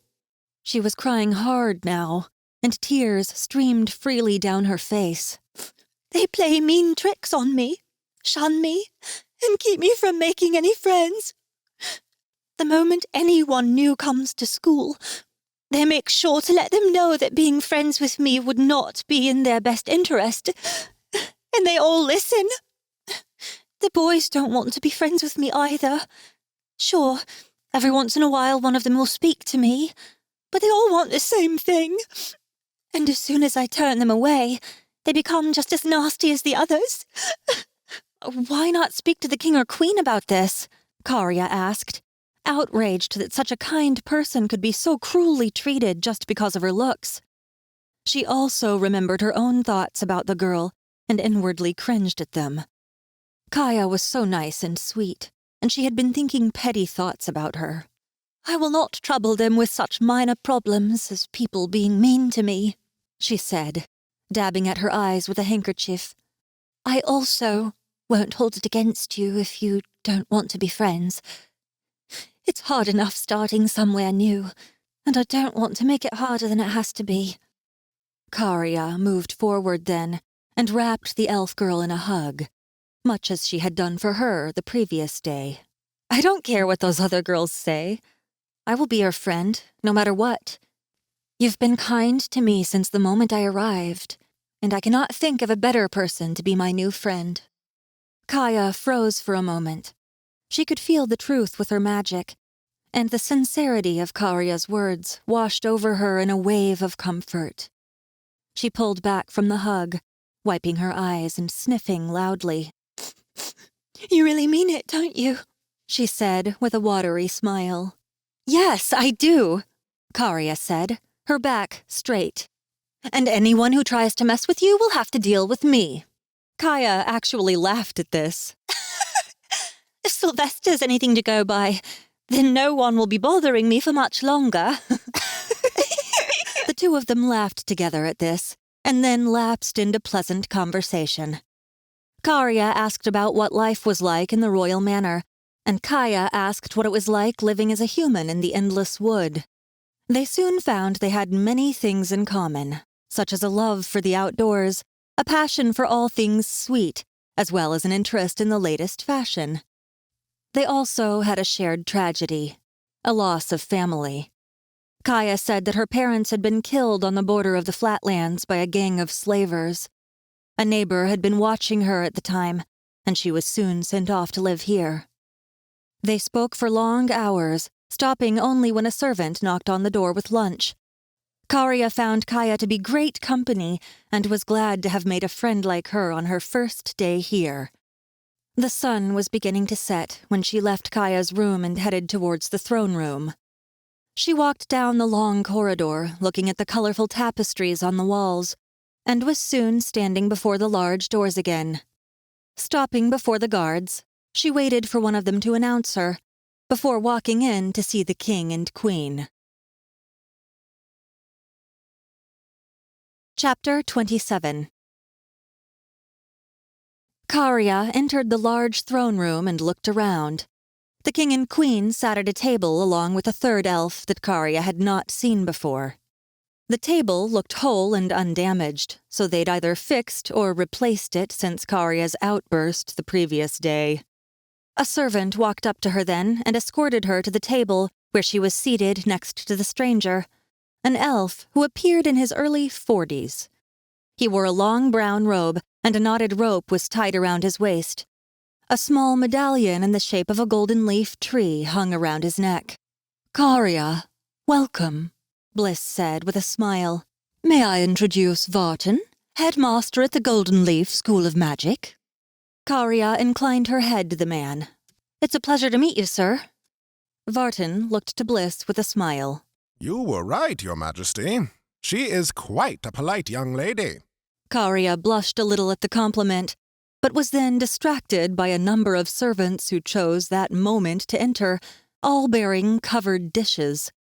A steaming plate of roast duck and stringy vegetables was set in front of her. Her mouth began watering at the smell. Alvine chuckled at the look she was giving her food. Let us eat first, then we will talk, he said. And with that, everyone dug in. Karia could not remember a time when she'd tasted better duck. The skin was crunchy, and the meat was tender and moist. She was surprised when she once again polished off everything on her plate. Vartan looked over at her empty plate with a raised eyebrow. "Tell me something, Karia. Are you still hungry?" he asked. Karia, much to her embarrassment, nodded her head, and Vartan's eyes grew just a bit wider. "Let me explain my odd question," he said, setting his fork down. "The more magic one has, the more energy their body will consume. Thus, strong mages, even the lower-tier ones, will have to eat a lot more than the average person." "Well, that would explain why I've been eating so much lately," she said with an embarrassed laugh. "I thought something might be wrong with me." "Not at all," Vartan answered. "We have many types of mages at our school, so this is something that I'm used to seeing. However, even my most powerful students would be satisfied after finishing nearly 4 pounds of roast duck and a pound of vegetables." He stroked his chin thoughtfully before turning to the king and queen. "I'm sorry for taking over this meeting, Your Majesties, but this is all quite fascinating," he said, bowing his head. Alvine just waved his apology away. We were aware that the girl had powerful magic, and that is why we asked for you specifically. Do you think she would benefit from general schooling, or should she be in private lessons? Well, from a practical standpoint, she is a few years behind others her age, Vartan began. However, due to the power she displayed and the nature of her magic, He trailed off here, thinking again. I would say she needed a private tutor, but she would still benefit from going to classes as well. He finished. What would you recommend? Bliss asked. cutting into the conversation. Vartan thought for a second, and then looked at Karia. Tell me, girl, which would you prefer? You will need a tutor either way, but going to regular class would still be beneficial, though not completely necessary to your overall education. Karia didn't even have to think about this question. I would like to join a regular class, she said confidently, but I would ask that you put me in the same class as Kaya. Vartan looked at her in puzzlement. Why would you ask that? She is the only friend I currently have, and I believe it will be easier for me to adapt if I had someone I knew there with me. Vartan thought for a moment before slowly nodding.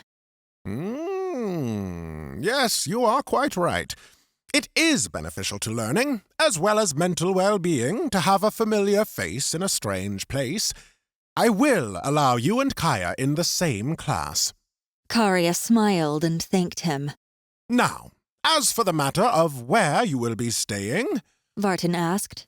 The school has dormitories, and we have a few open beds available. Bliss cut him off here. She will be staying with us, she said in a no-nonsense tone. This girl has no family, and we owe her a debt for bringing Sylvester back safely. It is, therefore, our duty to provide for her. The headmaster nodded as if he'd been expecting this. Now, for the last matter before I go, I would like to perform a magical aptitude test. It will tell me what you will be capable of given time and training. It will also give your teachers and tutor a good idea of where to best focus on developing your talents. Karia looked to the king and queen, but Bliss just waved her on. Have a good night, dear, and do come see us in the morning. We would love to speak with you over breakfast about your results from tonight. I will. Thank you, Your Majesty, Karia said. She stood and followed the headmaster, bowing to Alvine and Bliss before exiting the room. Where are we going? She asked, as they headed out into the main corridor. I had a room prepared in advance. We normally do this kind of testing in the school, but we wish to be discreet. After all, this will be the first time a human will be joining us in recent history. As far as I know, the last human to join our school was here over 400 years ago. Karia marveled at the opportunity she was being given. To be the first human student in over 400 years was quite an honor. They walked farther down the hall and soon emerged out into the open entryway. Here, Vartan turned and headed down one of the side corridors. He turned a few times, leading her deeper into the castle, before coming to a flight of stairs descending down to a lower floor. Karia followed a bit nervously as they went deeper underground. Finally, they arrived at the only iron door she'd seen in the castle so far. All the doors she'd seen before had been made out of wood. Vartan knocked twice, the sound echoing off the walls. The door opened with a groan, and an elderly elf woman stood before them. She did not look happy to be there, and gave Karia a once-over before closing the door behind them. Karia, this is Professor Palmine, the headmaster said. I thought you might need a tutor after speaking with the king and queen earlier today, so I asked her to meet us here to evaluate your magic aptitude. It is a pleasure to meet you, ma'am, Karia said with a bow. Palmine just grunted in way of response. Ugh. Well, are we going to get started or what? She asked brusquely. I don't feel like standing around all night. Of course. We will begin momentarily. Karia, would you come over here and place your hand on this orb? Vartan asked, indicating a large, clear glass sphere mounted on an odd-looking pedestal. She walked over and placed her hand on it. It was warm to the touch and seemed to be humming slightly. Now, I want you to close your eyes and follow my instructions, Vartan continued. Karia did so, and he began to speak. Now, close your eyes and concentrate inward. He began in a slow, soothing voice. I want you to look through your body for your origin. The origin in every mage's body is the place where their magic is first formed. It will appear as a core or sphere of light. Every mage's origin is located in a different spot, so don't be alarmed if it turns up somewhere odd.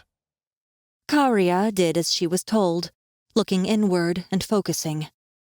After a few minutes, she could begin to feel a light thrumming coming from the back of her skull. When she concentrated harder, a dimly glowing sphere came into a blurry kind of focus. She tried to tighten her focus and was rewarded when the image began to slowly sharpen in her mind's eye. Soon, a pulsing core came into focus. It was bright, and all colors of the rainbow swirled through it. The core was small, and tiny beams of light seemed to be shooting from it to various parts of her body. She tried to follow a few, but they were too quick, and she soon lost track of them. "I can see it," she said, as if in a trance. "There is a glowing sphere in the back of my skull. Small streaks of light seem to be coming off it, but they are moving too quickly for me to follow." Good, Vartan continued in that same calm voice. Karia's eyes were closed, so she could not see the look that passed between him and Palmine. Now, I want you to concentrate on your origin and imagine trying to guide some of those streaks of light towards your hands. Karia focused a bit harder, her brow creasing in concentration as she tried to will the streaks passing from her origin to shoot to her hands instead of random directions. Nothing happened at first, but slowly, she noticed the small beams of light were moving in the general direction of her hands. "I think it's working, but I'm not sure," she said in an uncertain voice. There's no need to fret. Vartan kept the same tone of voice, once again shooting Palmine a look. Palmine, for her part, was now watching Karia very carefully. Now I want you to imagine all those small beams collecting in your hands. When you think you might have done this, try and imagine all that light pouring out of you and into the ball beneath your hands. Karia nodded and began to concentrate again. She felt a light tingling in her hands already and imagined that all the beams firing from her origin were collecting in her palms. Her hands tingled even more now, and she felt a light pounding begin behind her eyes. She grimaced a little in discomfort, but pushed through the pain and imagined that all the collected energy in her hands was now flowing into the glass sphere. She felt something then, an odd tugging sensation along with an intensifying of her headache. Finally, it became too much for her, and her concentration slipped. She turned away from the ball, holding her head and opening her eyes. "I'm sorry, Headmaster. My head is hurting too much for me to concentrate. I guess I've failed the test then?" Much to her surprise, the headmaster didn't immediately answer. It was then that she noticed the odd lighting in the room and turned back to the glass sphere. A rainbow of colors, the same as her origin, swirled around inside the glass sphere, making light dance on the walls and ceiling. Karia stared in open amazement as the light seemed to form into different shapes until it became too dazzling for her eyes, and she was forced to turn away. Vartan was smiling broadly, and Palmine had a thoughtful look on her face, as well as one of grudging respect. "What does this mean?" Karia asked. Her head still hurt, but she was too curious to care. Well, let me explain how the test works. Then you will understand what you've just accomplished. The headmaster began in an excited voice. Normally, when we ask a student to search for their origin, they have no success whatsoever. It normally takes around 6 months for most to be able to find it with regularity. Of the rare few who manage it on their first try, only a small handful can successfully identify their origin's pattern of behavior. He continued. You, for example, have beams of light firing off at random. Others may have it conduct through their bones or their muscles. None have been able to get their magic to bend to their will. So, you can imagine how rare it is to not only do all of that, but also externalize it on your first attempt. In other words, even though you're only at Tier 1 in your magical abilities, you are at least advanced enough already to keep up with the third-year students at this school, he said with excitement. Karia was more than a little shocked at this overload of information, but there were still a few things that she didn't understand. What does the glass sphere do, exactly? And why does my head hurt so much whenever I use my magic? The glass ball is a method we use to identify 3 key things: potential, magic type, and ability. Most students only find their magic type in their 3rd year, when they can successfully externalize it into the sphere. You already knew your magic type when you came in, and while rare, it is not unheard of. Your friend Kaya is an example of this. She knew almost immediately of her connection magic, as some have an innate sense of self. The color in the sphere will tell us your type of magic. Most mages only have 1 solid color, or in rare cases 2 or 3. The rainbow pattern you see confirms your mythic magic type. Karia nodded her head again, understanding a little better now, but the headmaster was still not done. Now, normally, the glass sphere would only fill part way and give off a dull light. I have only once seen it filled more than halfway, or seen a glow that could give more light than a torch. Yours, however, filled the sphere completely and lit this entire room in brilliant color. This tells us that you have more magic potential than anyone I've yet to meet, and the glow tells us of its intensity, which is quite high, I might add. Karia had begun to smile here. She'd had no idea she was this powerful, or that she had this rare of a talent. She opened her mouth to speak, but Palmine cut her off. Don't go getting ahead of yourself, girl, she snapped. Just because you have the potential to be great doesn't mean you are now. Vartan nodded at this, and she continued. The mere fact that you feel pain at the slightest use of your magic means that you have much to learn. Her voice softened a bit, and she continued. In time, you'll learn control, and the pain will go away, for the most part. Her voice hardened again, and she met Karia's eyes with a steely gaze. But let me give you a warning.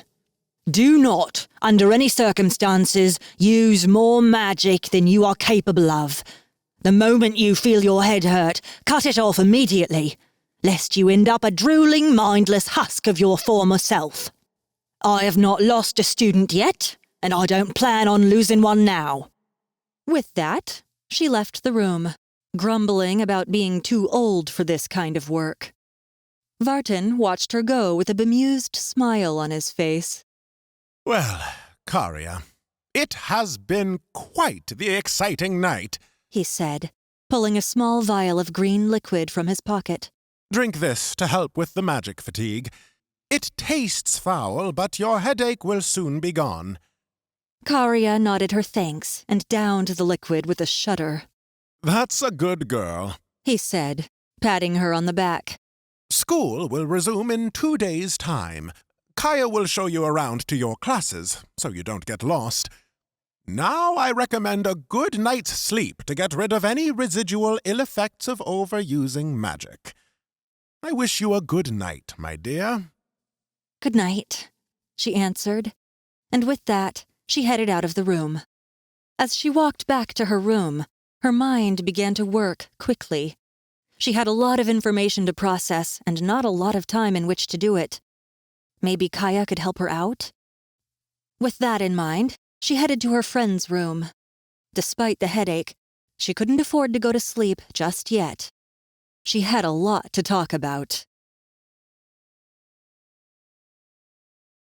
Chapter 28. Arbor peered down the long tunnel, seeing a light up ahead that had nothing to do with the glowstones on the walls. He could also feel the temperature beginning to drop and wrapped the heavy cloak tighter around himself.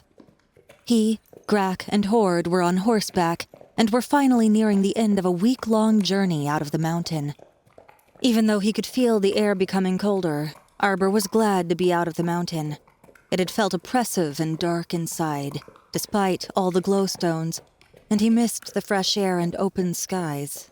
Looks like the end of the tunnel up ahead. He called back to the others. They rode on for another minute before emerging out into bright sunshine. Arbor looked around in astonishment. The entire world was white.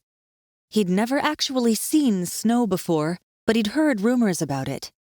They were quite high up in the mountain, and looking into the distance, he could see the noticeable change from the snowy mountains to the arid flatlands. Arbor still had a hard time believing that just moving a few feet in one direction could cause such a drastic change in temperature. The flatlands truly were unique. Horde came up beside him, his eyes searching the terrain before them. I think it would be best to dismount here and go on foot until we reach more level ground. Otherwise, the horses may slip, and that wouldn't be good for our health. Arbor didn't know anything about this region, so he deferred to Horde's judgment. The three of them dismounted and were soon trudging through a foot of fine powder. The going was tough. It was even tougher for Arbor, as he'd decided to try a new training method to strengthen his body's resistance to his magic. Now, he was constantly keeping a steady flow of magic pumping through his body in ever-increasing amounts, resulting in constantly sore muscles and sensitive skin. He also found that he became hungry more quickly, and it took a lot more food and water to satisfy his appetite. They continued hiking through the snow all day and partway into the night before Arbor called a halt. They had reached relatively flat ground at this point, and the snow was mostly gone from the area. It had only taken a day to reach the tunnel entrance from the border of the flatlands when he'd come here with Grak. This time, it had taken them all day and part of the night just to reach the bottom of the mountain. Going down the steep and icy slopes with the horses had been tricky, and they'd had a few near disasters when one of their horses lost their footing. We should be able to ride in the morning, Horde said as he pulled an odd-looking metal cylinder from one of his packs. He placed it on the ground and fiddled with it for a moment before standing back with a satisfied nod. It then began to glow a dull orange, and the area around them became noticeably warmer. Oh, wow! This is amazing, Horde! Grak said as she moved closer to the heating cylinder.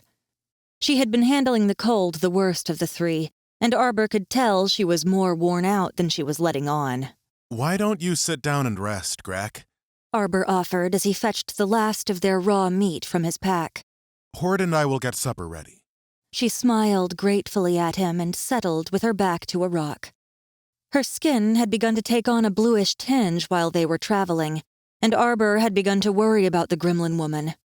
Now he could see her usual red coloring coming back as she thawed by the fire. He found it odd that an ice elemental mage would deal so badly with the cold. Horde took out a large frying pan, and Arbor handed over the large slab of meat. He had taken over as cook, much to everyone's relief. Arbor's cooking wasn't the greatest, and Grak had no idea how to cook at all. He walked to the glowing cylinder and placed the pan on top. Then, greasing the pan with some oil, he placed the meat to sizzle and pop over the heat source. He sprinkled some herbs onto it and flipped it a few times before placing it on a stone plate. Arbor had taken out some bread and dried fruit, and the three of them enjoyed the hot food as it warmed their bellies. After everyone was finished eating, Arbor said he'd take the first watch. No one argued with him, and he soon heard the deep rumbling snores of the dwarf and the light breathing of the gremlin woman. He looked out over the wide open space, interspersed with rocky outcroppings. His stomach began growling, and he sighed. He was still quite hungry, but he wouldn't go eating extra when their rations were limited. His mind soon began to wander. He wondered where his sister might be now. Had she already been sold? What if they reached Favora, only to discover she'd been sold to someone in a distant land? Or worse, that she was dead. Arbor didn't want to contemplate that line of thought any further, so he instead turned his thoughts to his magic. he'd definitely begun to notice some changes over the last few weeks. His body, for one. He'd never been overweight, but he had always had a small layer of fat covering his frame. Now, he seemed to have a lot more muscle, and his clothes had started becoming tighter in the shoulders and chest. He figured that the constant magic use must be altering his body somehow. Or maybe this was how his body conditioned itself to be able to handle more magic. When he'd mentioned those things to Grak, she said, blushing furiously, that she'd definitely noticed some differences as well. She told him jokingly that if his shirts got any tighter, he'd be tearing through them whenever he moved. It may have been a joke, but he had to agree with her. Another thing his magic had done, aside from making him more muscular, was make him stronger and faster. Even when he wasn't actively channeling his magic, he'd noticed that all physical activity was somehow easier. He could carry greater loads than before, his reflexes were better, and even his sight and hearing were sharper. He was also much better with his weapon than he had any right to be. Nothing had ever felt more natural to him, but he'd only started learning to use it 2 months ago. How could it be that he was only at Tier 2? Then again, he'd yet to come across any other mages, so for all he knew, this was normal. His mind wandered back to his sister then. He could hardly bear the thought of her locked up in some dungeon, waiting to be sold like some kind of animal. He felt his blood begin to boil at that, and had to actively work to calm himself down. It would do him no good to get worked up about it now. Taking a deep breath, he concentrated on trying to soothe his anger. He counted to 100, taking deep breaths, filling his chest with air and feeling the material of his shirt straining every time he did so. Grak was definitely right. He did need new clothes. Horde took over the watch at some point, and Arbor was finally able to roll up in his bedroll. It didn't take long for him to fall asleep. The day had been a long one, and he was quite tired. They set out early the next morning. Arbor couldn't maintain the flow of magic while sleeping, so he felt well rested as they set out. The air was bitingly cold, but Horde said that a good few hours' riding would see them out of the jagged peaks and into the much warmer flatlands. Arbor noticed that his new magical training seemed to be working. As they rode, he could feel that the 5 main streams seemed to be expanding, albeit at a slow rate, and more smaller streams seemed to be diverging further and further each day. He couldn't help but wonder what would happen when the magic permeated his entire body. Would that trigger his breakthrough to Tier 3? Or would it just stop expanding at some point? He mentally shrugged at this line of questioning. Only time would tell. They stopped around midday to break for lunch. It wasn't nearly as appetizing as last night's dinner had been, but he wasn't about to complain. Food was food, after all, and he would take all he could get. They rode on until the sun was beginning to set and the blue winter moon began its ascent. Arbor could already see the flatlands up ahead and figured it would be better to camp somewhere warm for the night.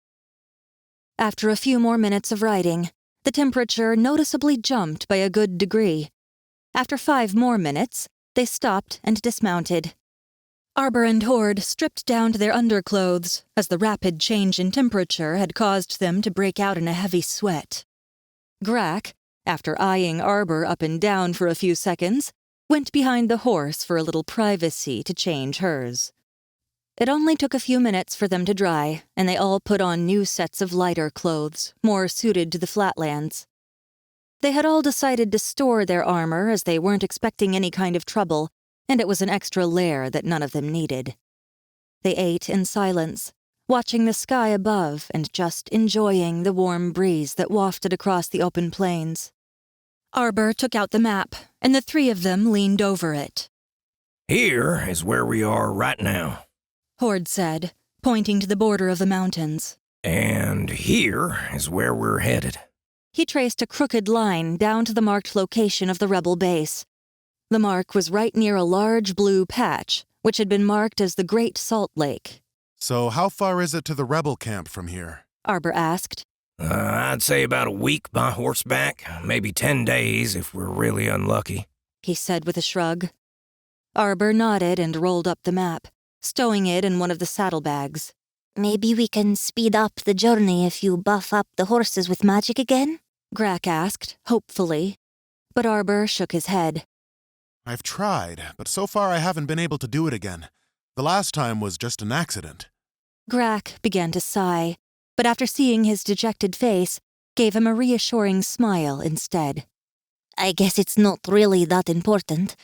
Besides, I'm sure you'll figure it out soon enough. She then wished them both a good night, telling them to wake her for her turn on watch. They continued on for the next few days in similar fashion, stopping each night to camp on the open plains. It all looked the same to Arbor, but Grack and Horde both could pick out the landmarks shown on the map. It was nearing the end of the 8th day of the journey. Arbor was extremely sore as he'd pushed his magic until his body had begun steaming as they rode. He found that the steam didn't actually hurt him. Quite the opposite, actually. When he used more magic than he could handle, his body temperature would rapidly increase. His body would then begin shedding steam in an attempt to get rid of the excess heat. It was really quite fascinating to watch. He winced as he dismounted and hobbled over to a small rise in the ground to sit down. You really shouldn't push yourself so hard, Grack said, giving him a stern look. You could really hurt yourself. Or worse. Leave him alone, lass, Horde called as he pulled the heating cylinder out to start dinner. He'll have to learn to control his magic, and practice is the best way to do it. Grack opened her mouth to give an angry retort when Arbor interjected. There's no need to worry about me, he said in a soothing tone. I'll be a little sore for the night, but I should be fine come morning. She gave him one more sideways glance that said she clearly didn't believe him, but all the same, went off to tend to the horses after a few moments. We should arrive at the rebel base sometime in the morning, Horde said, walking over to him and laying a plate at his feet. We're actually only around 20 miles or so from the base. Then why don't we just continue on tonight? Arbor asked. He was eager to arrive at the rebel base and was even more eager to raid the slave city. Horde gave him one of those looks, as if he questioned his sanity. No matter if they are allies or not, they are still a rebel force. So, coming up to them in the dead of night would probably not be the smartest thing to do. Grack made a very unladylike snort at this remark as she tried to cover a laugh. Arbor looked at her with a raised eyebrow. She tried to hold it in for a few more moments, but the look on his face was apparently too much for her. Her laughter echoed across the flatlands, and she was soon hunched over, wheezing for air. It didn't take long for Horde to join in as well, and Arbor just folded his arms, glowering at them. This just seemed to make them laugh even harder, and that annoyed him even more.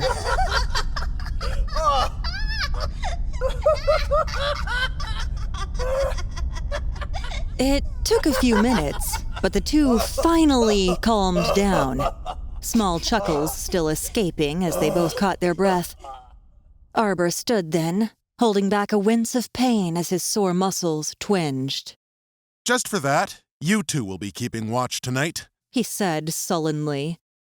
Then he walked over to his bedroll and wrapped himself up in his blankets.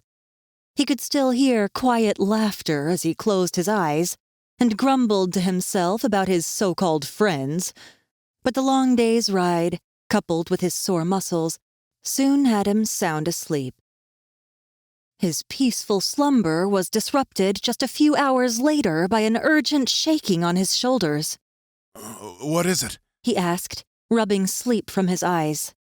Grack was standing over him, and she looked worried. He could also see Horde getting into his armor, and he looked at Grack, all thoughts of sleep now forgotten. I'm not sure what it is, she said, looking out onto the flatlands, where a cloud of dust was rising in the distance. But something is coming this way, and it's moving fast. Chapter 29. Arbor stood with Grak and Horde as they watched the approaching dust cloud growing larger. He was clad in the breastplate that Horde had made for him, as well as the leather bracers and greaves that the king had supplied. Grak stood in her leather armor, holding her rapier at her side, and Horde was in a full set of plate mail, his hammer in hand. Arbor concentrated inward, and after a moment of effort, his vision sharpened. The night around him lit up, the light of the moon now more than enough for his enhanced vision. He looked at the approaching dust cloud, and the approaching enemies came into view. There are 9 of them, He said, squinting a little. They're some kind of scaly creatures with spines running down their backs. Gila lizards. Horde said with a sound of disgust.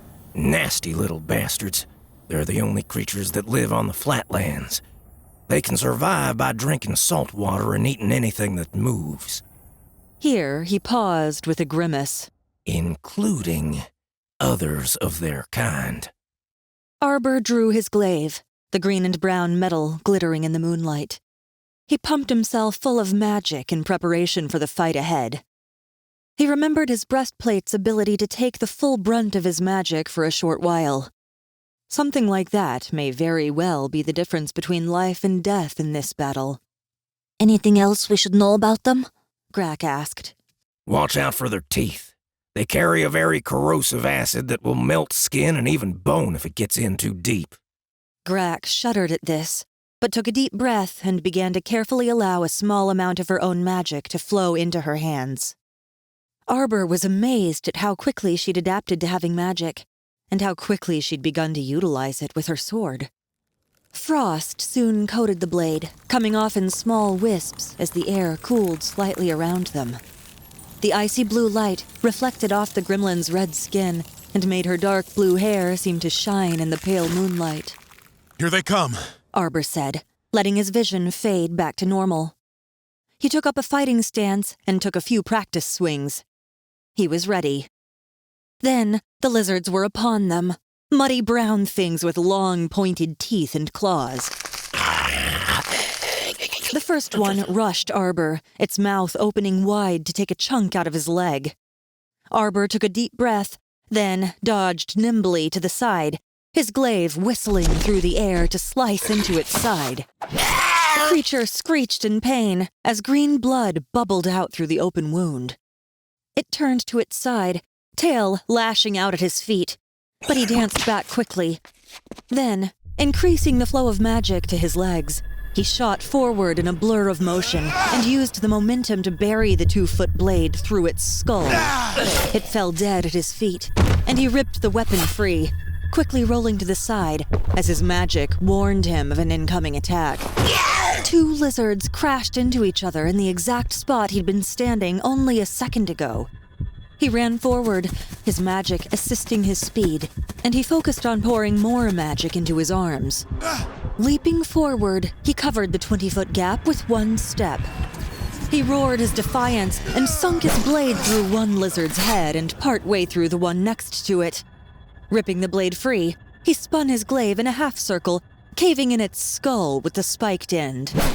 This glaive might have been light as air, but it definitely didn't lack power. He looked over to the others then.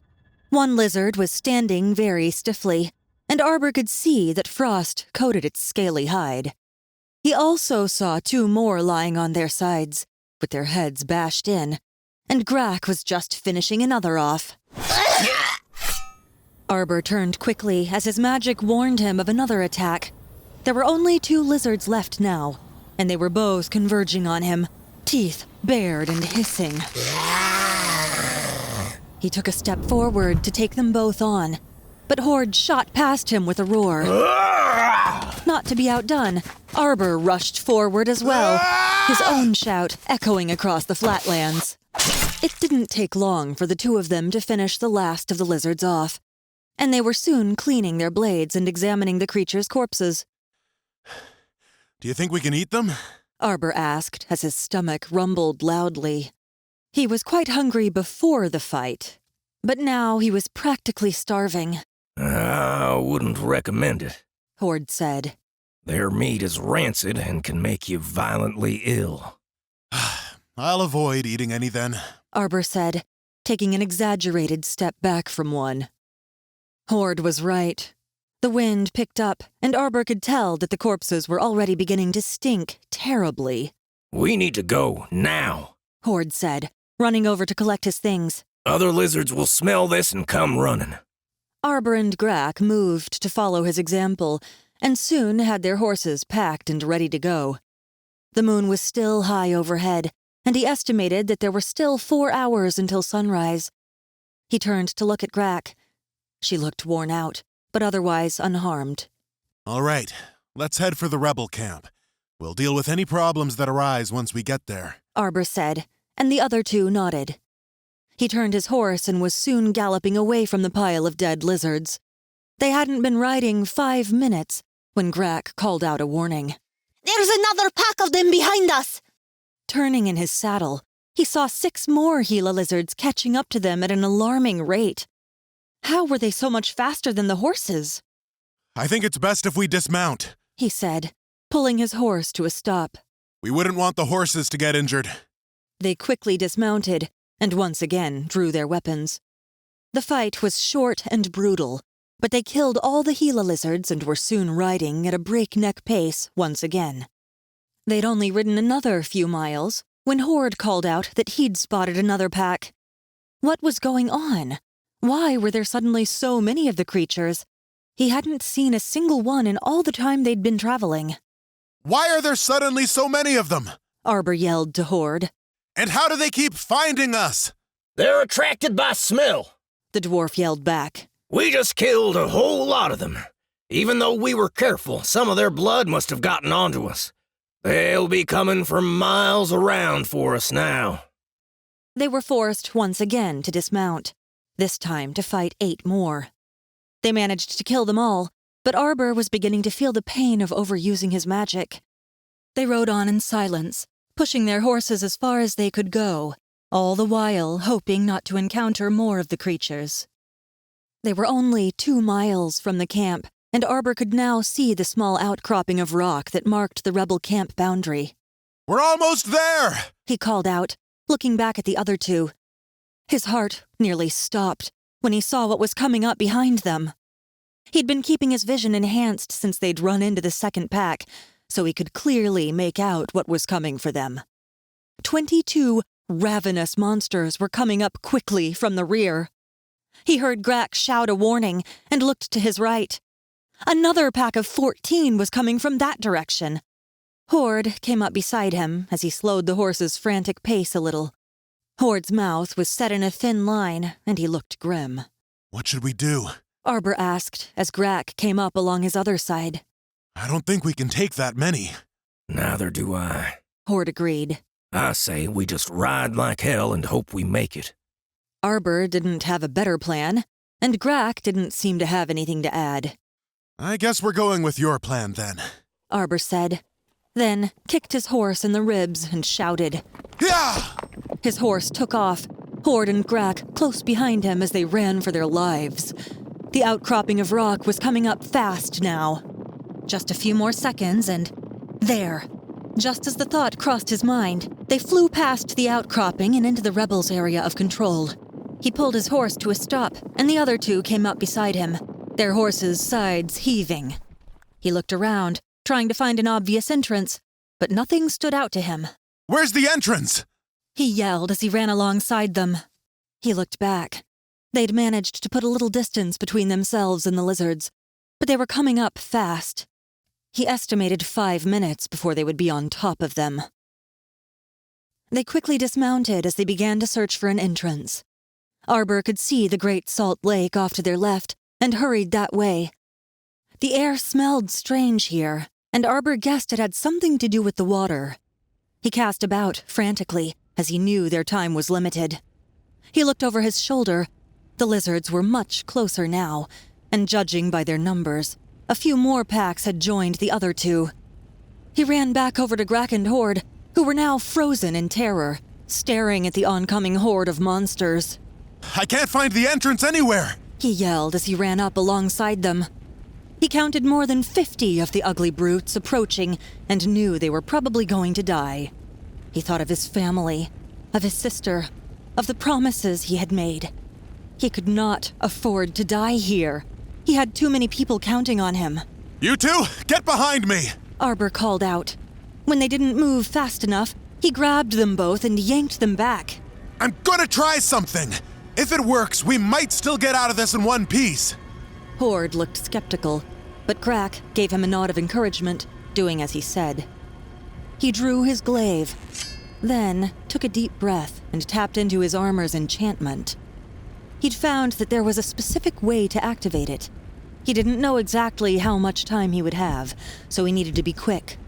Once the enchantment timer ran out, he wouldn't be able to use it for another 12 hours.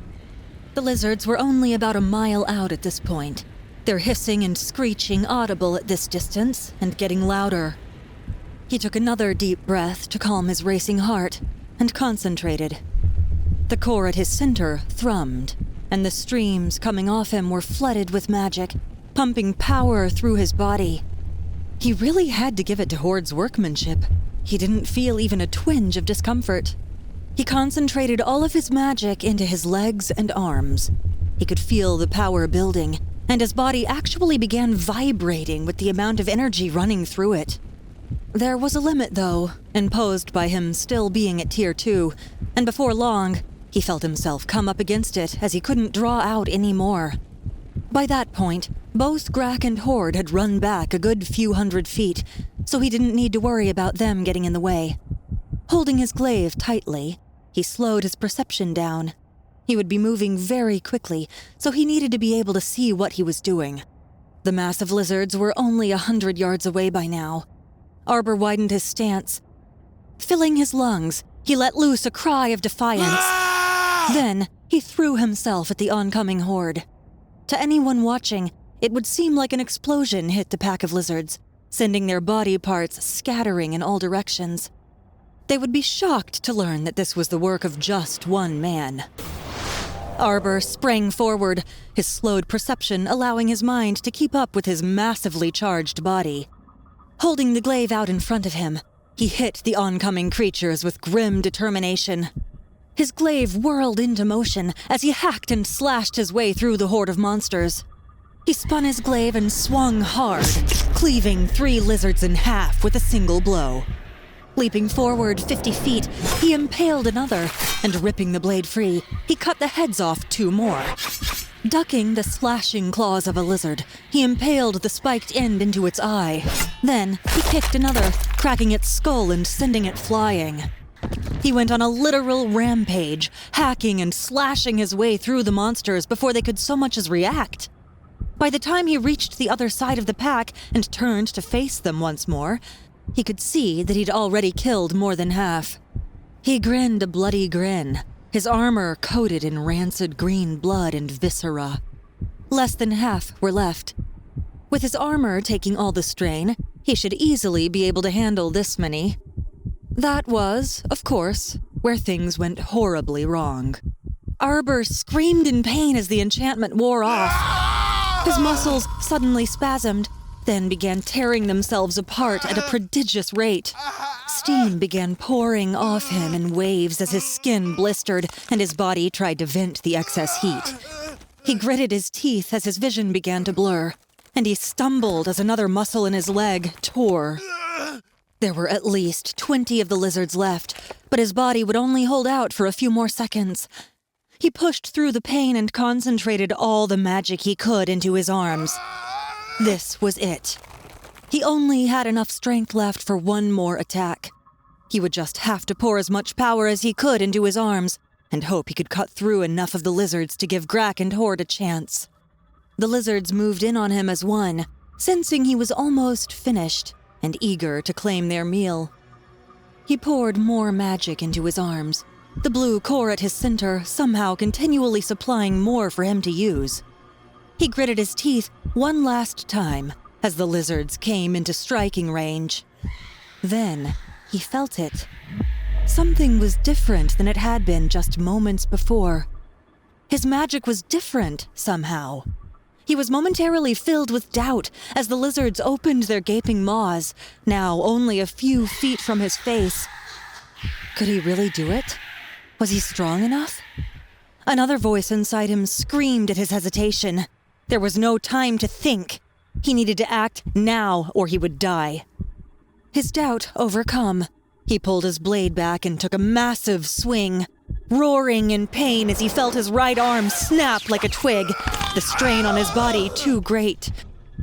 He forced the movement through, cutting into the first of the lizards. Then, unexpectedly, he felt the magic he'd poured into his arms leave his body and flow into his blade. The magic left the glaive with a resounding boom, and a pure white flash of power lit up the night sky. Arbor swayed in place for a moment, the glaive dropping from his nerveless fingers. He tried to take a step forward, but fell to the ground, his bloody and aching legs no longer able to support his weight. As he hit the ground, his concentration finally slipped, forcing him to release his magic. The fire in his body abated slightly as he did so, but not by much. His eyes began closing, and he quickly forced them back open and blinked a few times, trying to clear the spots from his vision. He ached all over. His arm was on fire, and the rest of his body felt as though he'd been run over by a bunch of horses. He could vaguely see someone running over to him now, but his vision was too fuzzy to make out who it was. He tried to rise, but an excruciating pain shot through his body, and he mercifully blacked out. Chapter 30. Karia looked up at the large walls looming before her. She and Kaya were nearing the school grounds for the first day back after the holiday, and she was more than a little nervous. The wall was made of solid stone and stood roughly 20 feet tall. She could see an open gate where a few other students were entering and felt a thrill of fear and excitement. She looked over at Kaya and saw the other girl looked just as nervous. "I'm sure we'll be fine," Karia said, forcing a smile onto her face and giving Kaya's hand a reassuring squeeze. "Yeah, it'll be fine," Kaya said as she stepped towards the gate. She sounded as though she were trying to convince herself as much as her, but Karia couldn't fault her for that. After all, she had just as much reason to be nervous as she did. They approached the entrance to the grounds, and an older elf holding a sheaf of papers stopped them there. "Names?" she asked curtly, giving them a once-over. If she was surprised to see a human standing there, she didn't show it. They gave their names, and after a few seconds of rifling through the stack of papers, she let them pass. They walked through the gate and emerged onto the main path. Karia gawked, open-mouthed, at the massive grounds sprawled out in front of her. The grounds spread as far as she could see in all directions, with the exception being the wall stretching out to either side of them. When she looked to her left, she could see a bunch of trees with the expected golden leaves, and to her right, the grounds were open grassland. Looking down the main path ahead, she could see it leading to an open square with 5 buildings surrounding it. There were many smaller paths branching off the main one, some leading into the trees, while others wound through the open grounds. "We're here a little early," Kaya said, snapping her out of her gawking. "I figured I'd show you my favorite spot before more of the students arrive." Karia looked around as they began walking down the path, taking everything in. Now that they were closer, she could see that the open courtyard in the center of the buildings had a bunch of tables and benches around the perimeter.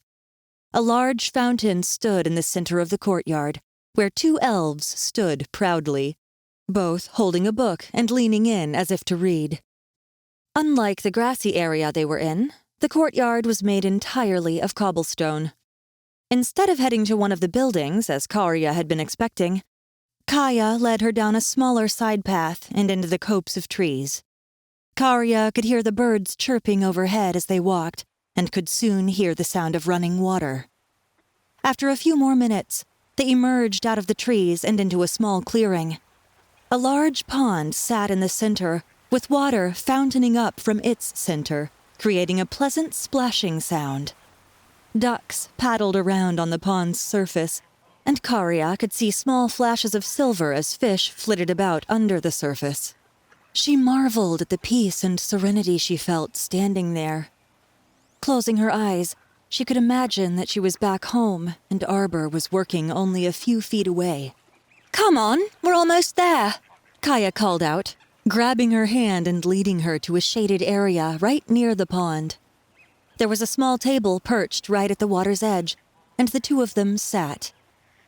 "This place is beautiful," Karia said, once they'd settled into their seats. This is the only place in the entire school I can come to escape all the teasing and bullying, Kaya said, looking out over the pond with a sad smile on her face. Karia felt a little awkward to be intruding on Kaya's secret hiding place. She squirmed a little in her seat until Kaya seemed to snap out of her melancholy. She looked over at her with an embarrassed smile. "Sorry about that. I didn't mean to become all gloomy. It's just a little hard being back here after a holiday." "Don't worry about it," Karia was quick to reassure her. "I'm your friend, remember? You don't have to explain yourself to me." Kaya gave her a grateful look, and Karia cast about for something to take her friend's mind off her gloomy thoughts. "What can you tell me about the school?" She immediately regretted asking that question as Kaya's face fell once again. She was about to tell her that she could forget about it when Kaya began speaking. "As you saw, when you came into the grounds, there are 5 buildings in total. Each building, moving from left to right, are for the different age groups. The first building on the left is for 13 and 14-year-olds, or the first and second years. We'll be in the second from the left, in the 3rd and 4th years building." Karia frowned at that. "I'm not going to be 15 for another 2 months, though. Is that going to be a problem?" Kaya laughed here, her previous sour mood finally lifting. "No, not at all. If you'll be turning that age at any point during the school year, you will be in that age group. I, for example, only turned 15 2 months ago, but school began 4 months ago." Karia thought about it for a minute and then nodded her understanding. Then she began to worry again. "How will I know what to do? I'm starting so late in the year." "There's no need to worry. We always begin something new after a holiday, and if you have any questions, don't be embarrassed to ask. Remember, this is a school, and questions are rarely discouraged." Karia smiled at that, feeling a little better now about keeping up with her class. Kaya continued her explanation about the school. "There are currently 4 different classes in our building, 2 for our year, and 2 for the year above us. There are 4 professors in total, and they rotate between classrooms for a total of 4 hour-and-a-half-long lessons per day. That's a total of 6 hours of class time." "We have classes for 6 hours in a row?" Karia blanched at that. There was no way she could sit still for that long. "Don't worry about that," Kaya said with a giggle. "We get breaks to stretch our legs and eat lunch. There is a 20-minute break between classes, and we get an hour for lunch after the second class." Karia thought about that. So, if they started at the 8th hour every morning, that would mean that they wouldn't leave until the 16th hour. When she mentioned this, Kaya nodded. "Yes, it does seem like an awfully long time to spend here each day, but the time goes by quickly. We don't have school every day. We have the 7th and 1st day of every week off, and we also get to leave early on the 6th. So we only have 4 full days, and what? 1 half day?" Karia asked. "Exactly. Now, the 4 classes are as follows. We have Magic Control as our first class. Next is Magic Theory, followed by Magic History. After Magic History, the last class is divided. There are a few of us that can already use our magic, so for us, it's practical magic use. For the ones who can't yet use their magic, it's more Magic Control." "I'm really confused right now," Karia said with a small laugh. "I didn't understand a thing you just said." "Magic Control," Kaya began with a roll of her eyes. is where we learn to feel the flow of our magic from our origins and learn to direct it at will. It's basically a lecture followed by a whole lot of silence and groans of frustration. Here, she lowered her voice a little, a mischievous smile spreading across her face. I open my eyes every so often to peek, and it looks like a lot of them are constipated. It's all I can do not to burst out laughing. Kaya giggled here, and Karya joined in, imagining an entire classroom of people with their faces scrunched up as though needing to use the bathroom. Magic theory, Kaya continued, still giggling a little, is where we learn of the different applications of magic and how they can help in our daily lives, as well as what types of magic there may be that we have yet to discover. Magic history is pretty self-explanatory. We learn the history behind magic, where it came from, and great mages of the past. The last class is the most fun. Here we get to actually use our magic. There are only 3 students in this class out of the 26 of our year. The 2 classes are combined for this one. One teacher takes the smaller class and teaches practical magic use, while the other watches the rest sit with scrunched up faces. Kaya began laughing again, and Karya joined in. The 2 of them were nearly falling from their seats in hysterics as they pictured the scene once more. Wow, that is a lot to take in, Karya said, once she'd calmed down sufficiently enough to speak. I know that you will be having a private tutor, and I'm guessing that she'll be taking you during the last class. You're really lucky, by the way, Kaya said, with a wistful sigh. I overheard the King and Queen discussing that Professor Polmeen hasn't taught anyone personally in over 20 years. Who is she exactly? Karya asked, curious about the cranky elf woman. She teaches 1 class in the school, the oldest advanced class. What's an advanced class? After you leave the 3rd and 4th year building, the classes are redone.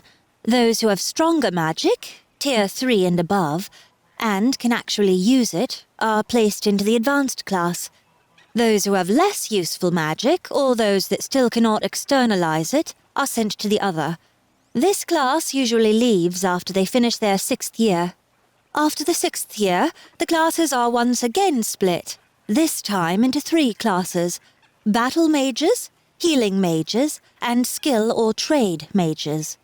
Once they reach the 10th and final year of schooling, the brightest of the 3 classes get 1 lesson a day with Professor Polmeen. So you can now see why you're so lucky. Karya just nodded dumbly. She would be getting private lessons from someone who only accepted the most exceptional students after they'd trained an entire 9 years? I see what you mean by that, Karya said. She opened her mouth to ask another question, but just then, a loud bell began tolling. Kaya stood with a sigh. That means classes will begin soon. Let's just hope we don't run into Aletha, she said as she smoothed her skirt. Who's that? Karya asked as she stood as well, mimicking Kaya's movements. She really was enjoying the shorter skirt and leggings, as they were much easier to keep neat. Oh, I'm sure you'll find out soon enough, Kaya said with a grimace, and led her to the path towards the main grounds. Karya took one more look around the peaceful clearing before following her. She really hoped Arbor was still alive. This was the sort of place where he'd spend hours of his day. Looking out over the water, she could almost picture him there, crouching over the water and running his fingers through it. She shook off her wandering thoughts and ran to catch up with Kaya, wiping a tear from the corner of her eye as she did so. Chapter 31. Karya followed Kaya closely as they exited the trees and headed onto the main path. There were a lot more students now, all heading towards the central square. She and Kaya were soon surrounded by elves of all ages, ranging from their pre-teens to their early 20s. She immediately noticed all the stares she was getting and did her best to pretend not to notice. They entered the main square, and she turned towards the second building to the left. But Kaya placed an arm on her shoulder to stop her. What's going on? Instead of answering, Kaya pointed to an empty space ahead of them that all the students seemed to be avoiding. As she watched, the cobblestones in the empty space began shifting and rising off the ground, stacking one on top of the other until they had formed a stage. Karia stared in open amazement as Vartan, the headmaster of the school, walked onto the raised stage. As if there were an unspoken signal, the students around her moved forward, Karia being swept along with them, and they were soon all standing before the impromptu stage. The headmaster always gives a speech before the start of a new term, Kaya whispered to her as the students began to quiet down. Vartan cleared his throat a few times before beginning to speak. Welcome back, students.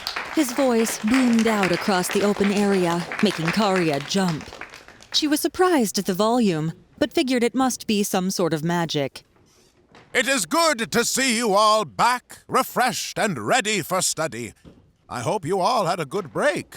I know I did, he said jokingly. All the students laughed at his joke, and Vartan waited for the laughter to die down. His tone shifted and took on a more serious note now. At this great school, we strive to help those with magic talent to hone their skills, so they may help our great nation to reach even greater heights. These are, of course, troubled times. There are wars being fought to the north, slavers attacking our outer settlements, and rebellions rising up against the king of Ladrin. It may not be for some time yet, but we may one day face a war of our own. To that end, it has been decided that we will no longer turn away those of other races seeking magical knowledge and guidance. He paused here and looked around at all the faces staring back at him. You may have noticed that there is a human girl among you. Here, a low murmuring broke out among the students, and those near Karia looked at her with new interest. Karia felt herself begin to turn red from all the scrutinizing gazes. Her heart started beating faster, and a cold sweat broke out on her brow. She'd never been very good in front of crowds. It was then that Kaya's magic washed over her, the soothing sensation calming her nerves. Vartan waited for the murmuring to die down before continuing. Karia has been taken in by the king and queen themselves, and will be the first non-elven student to attend our school in recent history. I ask that you treat her with the same kindness and respect you show your fellow elves. Now, head off to class and remember the motto of our great school. Here he paused as if expecting something, and as one, the students all answered, Strive for greatness, not perfection. Vartan smiled brightly at them, and the stone stage began to descend back into the ground. Come on, let's get inside before they all try to mob us. Karia heard Kaya whisper in her ear. She felt the elf girl grab her hand and pull her towards the second building from the left. The noise dropped by a noticeable degree once the doors closed behind them, and Karia looked around in interest. They were in a large entryway. Ahead of them, a staircase led up to the second floor. She could see 2 hallways, one to either side, and Kaya pulled her down the left one. This side is for the 3rd years, she explained. The staircase leads up to the dining room, where lunch is served at the 12th hour. It's only served in the last 20 minutes of our lunch hour, so make sure not to miss it. She passed one door and stopped in front of the second one. Well, this is it, she said with a nervous laugh. Then she pushed the door open. Karia looked around the neat room. There were 10 small tables and chairs, as well as a large desk at the front of the room. The wall behind the desk was painted black, and she wondered what that was there for. A large window took up a good part of the wall, and she could see a wide-open area behind the building. The back of the room was lined with bookshelves, all crammed full of books. No one was there yet, and Kaya moved quickly to one of the small tables near the window. Come, sit here. Kaya indicated the seat next to hers. Seats are fixed normally, but since they move students around every semester, we get to choose new ones at the start of a term. Karia sat down next to her and noticed that the small table had an open shelf right in the front. "What is this open space for?" she asked, sticking her arm into it. Kaya giggled a little at that. That's where we keep our books. "But I don't have any books," Karia said, looking suddenly fearful. Would she be the only one without any books? Don't worry. Kaya was quick to reassure her. The professors will hand out books at the beginning of class. Those are the ones we'll be using this semester. The door opened then, and 3 elf boys walked in, all chatting. They looked over at Karia with curiosity, then noticed Kaya. They all gave her wide grins, their eyes clearly roaming over her body. But none of them so much as waved, instead moving towards the front and taking seats there. 4 elf girls came in next, all chatting animatedly. They all stopped when they saw Kaya and began speaking in hushed whispers. One even sneered at her and then said something which made the other girls laugh. Karia looked over at the elf girl. She was becoming annoyed that no one had bothered to come over and introduce themselves. She was even more annoyed that the other girls had been so rude to her friend. But Kaya just shook her head. "It's not worth fighting over. You'll just make them angry," she whispered. The door opened before she could reply, and one more elf walked in. Karia had to physically restrain herself as Sylvester shot her a dirty look, then walked over to join the other elf boys. He was completely healed, and she guessed that magic had something to do with that. A real pity, as she would have liked to see him in bandages at least once. "Why is he in our class?" Karia whispered. The girl looked just as surprised as she was and shrugged. "I don't know. He wasn't in my class last term." "Didn't you say there were 26 students in the 3rd year?" Karia asked. "Why are so few in this class?" "Oh, that part is easy," Kaya answered. "Although it's not official, one class is for the more advanced students, or those with better grades. Sylvester always had poor grades, but he did manage to use his magic when he was with you. He must have figured it out at some point after he left. That explains why they decided to move him here." Karia just glowered. The first day of school and the lying bastard was already ruining it. She felt Kaya's hand on her arm. "Don't let it bother you. He may sneer or make comments behind your back, but he won't do anything to hurt you." "How can you be sure?" "Because the king and queen have taken you in. He can't do anything to you without me making sure they'll know," Kaya said with a sly smile. "Besides, from what I can tell, he should be more afraid of what you'll do to him if he tries. And if he isn't, I know more than a few secrets that'll get him to stay away." Karia was about to answer when the group of girls that had entered earlier approached them.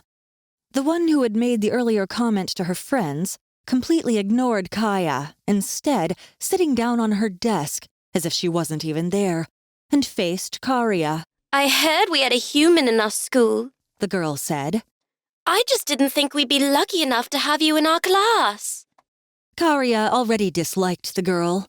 She was pale and slim, like the other elves. She had brown hair, brown eyes, and a small sardonic grin on her face, and looked at Karia as if she were some sort of animal or toy that had caught her interest. "My name is Nina. What's yours?" she asked, examining her fingernails.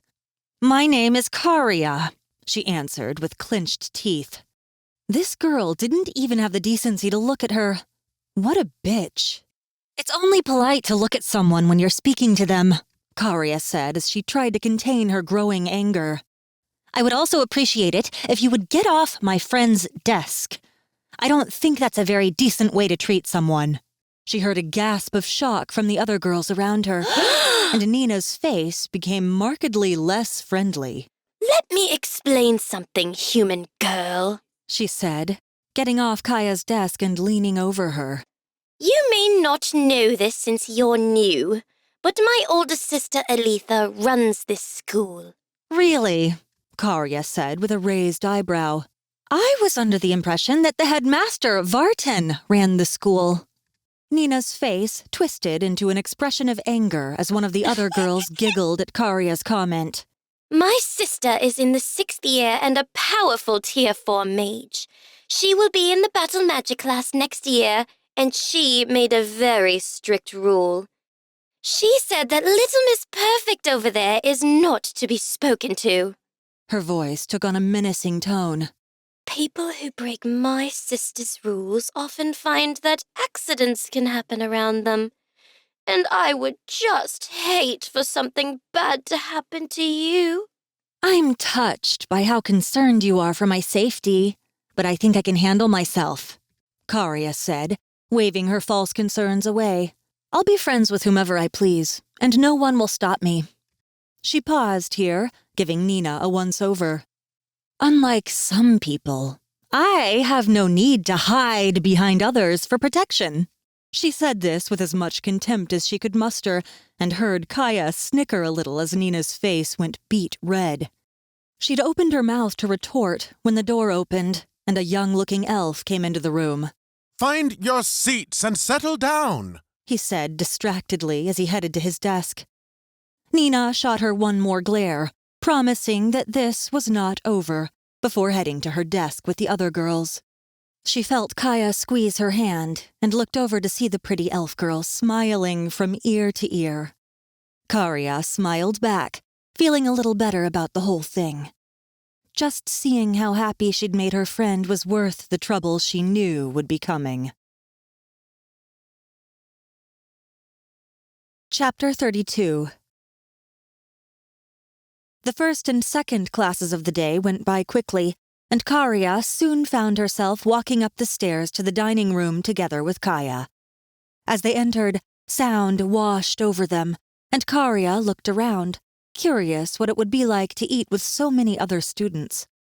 There was a table along the back wall, and an elf stood behind it. There were trays of chicken, meat, and vegetables sitting on the table, and she could see students standing in line holding large wooden plates. She followed Kaya through the nearly packed room and took a plate from a pile near the back wall.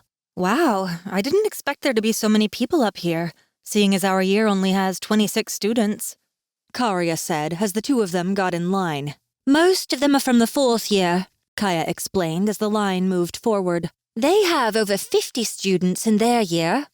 Why do they have so many more than ours? No idea. Some years the classes can be small like ours, and others they can be large. The largest class right now is the 1st year class, with 80 students. Karia couldn't help but notice how much the serving woman was piling onto some of the plates. She shared her observation with Kaya, who nodded. I'm sure you've noticed that your appetite has gone up significantly in the last few weeks. Mages tend to need more food than the average person, and the school makes sure we have enough to eat to sustain our magic. The line moved forward once again. In fact, she knows exactly how much to put on each student's plate, Kaya remarked, eyeing the serving woman. That's pretty impressive, Karia said, looking at the woman with newfound respect. Yes, she can sense how much magic a person has. It's quite a rare talent. And yet the school has me serving meals instead of teaching a class, the woman said good-naturedly as Kaya walked in front of her. She piled 2 pieces of chicken, a strip of beef, and a large helping of vegetables onto her plate. She also placed a small cup filled with fruit and handed her a large mug filled with an amber-colored liquid. Kaya smiled and thanked the woman, then turned to Karia. I'll go sit down there, Kaya said, pointing to a mostly empty table. Come join me once you've gotten your food. Balancing her large plate with her mug, she walked towards the table. Karia walked up to the woman who smiled at her. Ah, it's the famous human girl the headmaster spoke of earlier. It's nice to meet you, she said with a warm smile. It's nice to meet you as well, ma'am, Karia said, attempting to curtsy politely. It was made a bit difficult by the large plate she was holding, and looked a lot less graceful than she would have liked. The woman just laughed at that. None of that man business. Call me Ash. She scrunched up her brow for a moment, and then her eyebrows shot up in surprise. Is something the matter, Ash? Karia asked, wondering if she'd somehow offended the woman. Ash seemed to shake herself a bit before answering. No, not at all, dear. I was just a bit surprised at the amount of magic you have. It's going to take quite a bit to fill you up, she said, and began piling food onto her plate. She piled 4 pieces of chicken, 3 pieces of beef, and at least 2 pounds of stringy vegetables. She put a cup of fruit on as well and handed her a mug of the same amber liquid she'd given Kaya. She paused for a moment and then placed another piece of chicken on her plate. I think that should be enough, she said with a bright smile. But if you're still hungry when you're finished, please feel free to come back for more. Karya thanked the woman and, feeling a little embarrassed at all the looks she was receiving, made her way over to Kaya. Setting the heavy plate and mug down, she took a seat near the elf girl, who eyed her plate with a look of bemusement. I see we've been underfeeding you at the palace, she said with a wry smile. Karya just smiled cheekily at her and began devouring her meal at a speed that shocked even her. She hadn't realized how hungry she'd been and had soon polished off her entire plate. "What's in the mug?" she asked Kaya, who was looking at her with a newfound respect after the amount she'd just eaten. Oh, it's a fruit juice made from apples grown here on the school grounds, Kaya explained. "What's an apple?" Karya asked. Back in the Endless Wood, they'd had all kinds of fruit, but this one was new to her. Just drink it. I promise it's good, she said with a grin. Karya shrugged, and picking up the mug, took a long sip. It was delicious. Sweet and tangy at the same time, the cool fruit juice seemed to wake her up and re-energize her all at once. Kaya just laughed at her expression. See? What did I tell you? It's very good. We normally only get water with our meals, but I'm guessing this is some sort of welcome-back treat. Karya quickly finished the contents of her mug and sat back with a sigh. It felt a bit odd to be full. It had been so long since she'd felt this way that she'd almost forgotten the feeling. Oh, you were right about Ash. She knew exactly how much to give me, Karya said with a lazy smile. Kaya had opened her mouth to answer when a grimace twisted her face. Karya looked over her shoulder, wondering what had ruined her friend's mood. Nina and a group of girls were coming over, and she felt her mood sour as well. Well, it looks like the sow has finally finished her feeding frenzy, Nina said with a nasty grin. The girls behind her began to laugh, and Karya felt her face color slightly. She took a deep breath and responded in as calm a tone as she could muster. "I couldn't help but notice how empty your own plate was, Nina," she said, looking the girl in the eye. "Guess some people can have all the energy they need from just a few bites." Now it was Nina's turn to blush, and she made a visible effort to contain her anger. Kaya was watching with an interested look on her face and snorted a laugh at the implied insult. What are you laughing at, princess? Nina yelled, whirling on her. Karya wasn't backing down, so she figured Kaya would be an easier target. Kaya instantly paled and looked down. I wasn't laughing at anything, she said in a quiet voice. "It's just as I thought," Karya said, giving the girl an icy stare. "You can't make me tremble in fear, so you pick on those you can. You act all tough, but deep down, you're just a scared little girl who's so insecure about herself that she feels the need to bring others down to her level." She stood then and faced the girl, staring her down until the elf looked away. Come on, we're leaving, Nina snapped to the other girls. She shot Karya one last glare before whirling around and stalking off, her back rigid. "You didn't have to do that, you know," Kaya said quietly. Karya could see tears budding at the corners of her eyes, and that only made her angrier. "I did have to do it," she said, sitting down next to her friend and handing her a kerchief. Kaya nodded gratefully and began dabbing at her eyes. "When I was younger, maybe 10 or 11, a group of girls in our town were being very mean to me. They wouldn't let me play with them and would throw sticks at me whenever I tried." "That's horrible," Kaya said, folding the kerchief and handing it back. A wry smile crossed Karya's face. It was, Until one day when my big brother saw what they were doing to me. I'm still not sure what he said to them, but from then on, they were nicer to me. When I asked my brother how he'd managed to get them to stop, he just smiled at me. He got down on one knee and told me to always stand up for myself, and should a friend ever be in need, to always stand up for them as well. A tear streaked down her face when she finished the story, and she quickly wiped it away. Your brother sounds like a truly amazing man, Kaya said, and Karya was surprised to hear a wistful tone in her voice. He is, she said quietly. I just wish I knew if he is alive or not. The two of them sat in silence for a few more moments before a loud bell chimed, announcing the end of lunch. They stood, brushing off their skirts, and headed down the stairs. You know this isn't over, right? Nina won't let you get away with what you said to her, Kaya said as they approached their classroom. I'm sure it won't be. At least not before I meet this Aletha you've told me so much about, she replied, pushing the door open. They entered the classroom. Everyone was already sitting, and the history professor gave them both a glance as they settled into their seats. As he began his lecture, she couldn't help but wonder where her brother was now, what he might be doing, or if he was looking for her, or if he was even still alive. She knew he was most likely dead, but just couldn't force herself to accept it just yet. Chapter 33. History class had just come to an end when a young girl came into the classroom. She looked around for a few minutes before spotting Karya. Professor Paulmine said to meet her behind the 5th building in 20 minutes, she said shyly. Karya smiled and thanked the girl, who quickly scurried away. She turned to Kaya, who was putting her books away and tidying her desk. Looks like you were right. Professor Paulmine is giving me lessons behind the 5th building. Kaya looked at her in surprise. Wow, you're getting to train in the 10th year training grounds.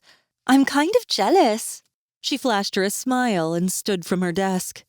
My next class will be behind our building. They do it outdoors because they don't want us to destroy anything by accident. That makes sense, Karya said, thinking back to the crater she'd left when she'd attacked the lizards. Kaya headed out of the classroom, and Karya followed. They were on break for the next 20 minutes, and it would be nice to get some air. Exiting the building, she looked around for a few moments before spotting the building where her next lesson would be. Care to walk me over there? Karya asked. I wouldn't want to get lost. Sure, I don't mind, Kaya said with a mischievous smile. Besides, when will I ever have another excuse to go see the 10th year training grounds? She sounded really excited, and Karya wondered if a training area should really elicit such a response. Her doubts were soon alleviated as the two walked into a massive open space behind the 5th building. The area was walled off, and she had to give her name to a guard blocking the entrance, just to be allowed in. Looking around the area, she could see why. 2 students stood on opposite ends of a roped-off area. One of them was covered in burns, while the other looked as though he had a few broken bones. As Karya watched, the girl covered in burns lunged forward, a stone spike flying from her hand, as the man across from her launched a fireball. She raised her hand and a stone plate formed from thin air, blocking the incoming ball of fire. The man, temporarily blinded by his own attack, didn't see the stone spike until it was too late. It took him in the chest with a dull crunch, and the man went down without a sound. Stop! A familiar-sounding voice called out. The girl stopped and immediately stood at attention. What did I tell you about using the same move too many times? Paulmine admonished the elf, who was now lying on his back as a pool of blood spread around him. She waved her hand once, and a pulse of energy washed out from her hand. As though they'd never been there in the first place, all the injuries on both the students vanished instantly. That was well done, she said to the girl, patting her on the arm. but you would do well not to be injured so severely just to secure a victory. They both thanked her and headed into the building, the elf girl flashing them a smile as she passed. Karia stood there, dumbfounded, as the two elves left the training area. She hoped that she wouldn't be asked to do that. It looked terrifying. Kaya, on the other hand, was practically bouncing up and down in excitement. That was incredible! She half whispered, half screeched. I've never seen fighting like that before. They must be training to be battle mages. Karia thought the display had been quite impressive as well. However, she did not share her friend's enthusiasm. Ah, you're here early, Karia. Good. I can't abide those who are late. Palmine had come up to them while they were speaking. What are you doing here, Kaya? Doesn't your next class start any minute? Kaya jumped at the sound of her name and looked a little embarrassed. Sorry, Professor. I was just showing Karia the way here. Yes, Palmine said in a dry tone. And I suppose it had nothing to do with wanting to watch the 10th years while they worked. Oh, nothing like that at all, Professor. Kaya was quick to assure her. Palmine gave her a look that suggested she better be on her way, and she took the hint. Bye, Karia. I'll see you after class, Kaya said over her shoulder as she sprinted off toward the exit. Palmine watched her go for a moment, then turned to Karia. Well, I suppose we should get started then. Follow me. With that, she headed to a grassy area with a few cushions strewn around. With a sigh of relief, Karia followed and breathed a silent prayer of thanks to the Almighty for sparing her from the ring. Palmine sat down on one of the cushions with a grunt and motioned for Karia to sit across her. Karia sat down, finding that they were quite comfortable. She wondered what this area was doing in a training ground that only the 10th years could use. She didn't have to wonder for long, as Palmine began to speak. Our lessons will be divided into 3 parts every day. The first half hour, you will be meditating here and attempting to gain conscious control of your magic. The second half hour, we will be focusing on building your body's resistance to handling your magic. And the third half hour, we will be attempting to externalize your magic. Palmine shifted a little in her seat. Any questions? She asked. Karia opened her mouth as she had several to ask, but was cut off immediately. No questions? Good, then let us begin. Karia snapped her mouth shut, a little annoyed at the old woman. If she hadn't intended on answering any questions, why bother asking in the first place? Now, close your eyes and reach for your origin, Palmine said, pulling an hourglass from a small case at her side. Still annoyed, Karia closed her eyes and reached out to the area in the back of her skull. It came into focus easier this time, and she could see the small streaks of light shooting off in all directions. Once you have found your origin, I want you to concentrate on making all the beams of light flow towards your hands. Once you have accomplished this, let me know. Karia took a deep breath and began to concentrate. She managed it on her first try last time, so this shouldn't be too difficult. Bringing her origin into sharper focus, she began to will the light to change direction and flow directly towards her hands. At first, nothing happened. Then, ever so slowly, the beams of light began shooting in the desired direction. A little while longer, and they were all moving towards her hands, and she could feel a slight tingling beginning there. I've done it, she said, opening her eyes and smiling brightly. Palmine laid the small hourglass on its side and noted the time. She then picked up a piece of paper and wrote something down before looking up at her. That took you 16 minutes and 40 seconds, she said, not smiling back. If this were a battle and you needed to use your magic, you would be long dead. The smile slipped from Karia's face as Palmine spoke, and she glowered a little at the older woman. You will keep repeating this exercise until you can move power from your origin to your hands in under 5 seconds. Now, close your eyes and try again. Karia closed her eyes, but had a hard time concentrating. How was she supposed to cut her time down by that much? Was this woman crazy? If it had taken her nearly 17 minutes to do it the first time, how was she expected to do it in under 5 seconds? Taking a deep breath, she tried to clear her mind and once again reached for her origin. She concentrated again, trying to will the beams of light to her hands. They moved again, changing direction ever so slowly. Finally, they were all moving in one direction, and she opened her eyes. Palmine set the hourglass on its side again and noted the time before writing it down. 16 minutes and 38 seconds, she said dryly, and Karia grimaced. All that work and she'd only cut down her time by 2 seconds? Well, our time is up for today on this lesson, Palmine said, getting to her feet. Follow me.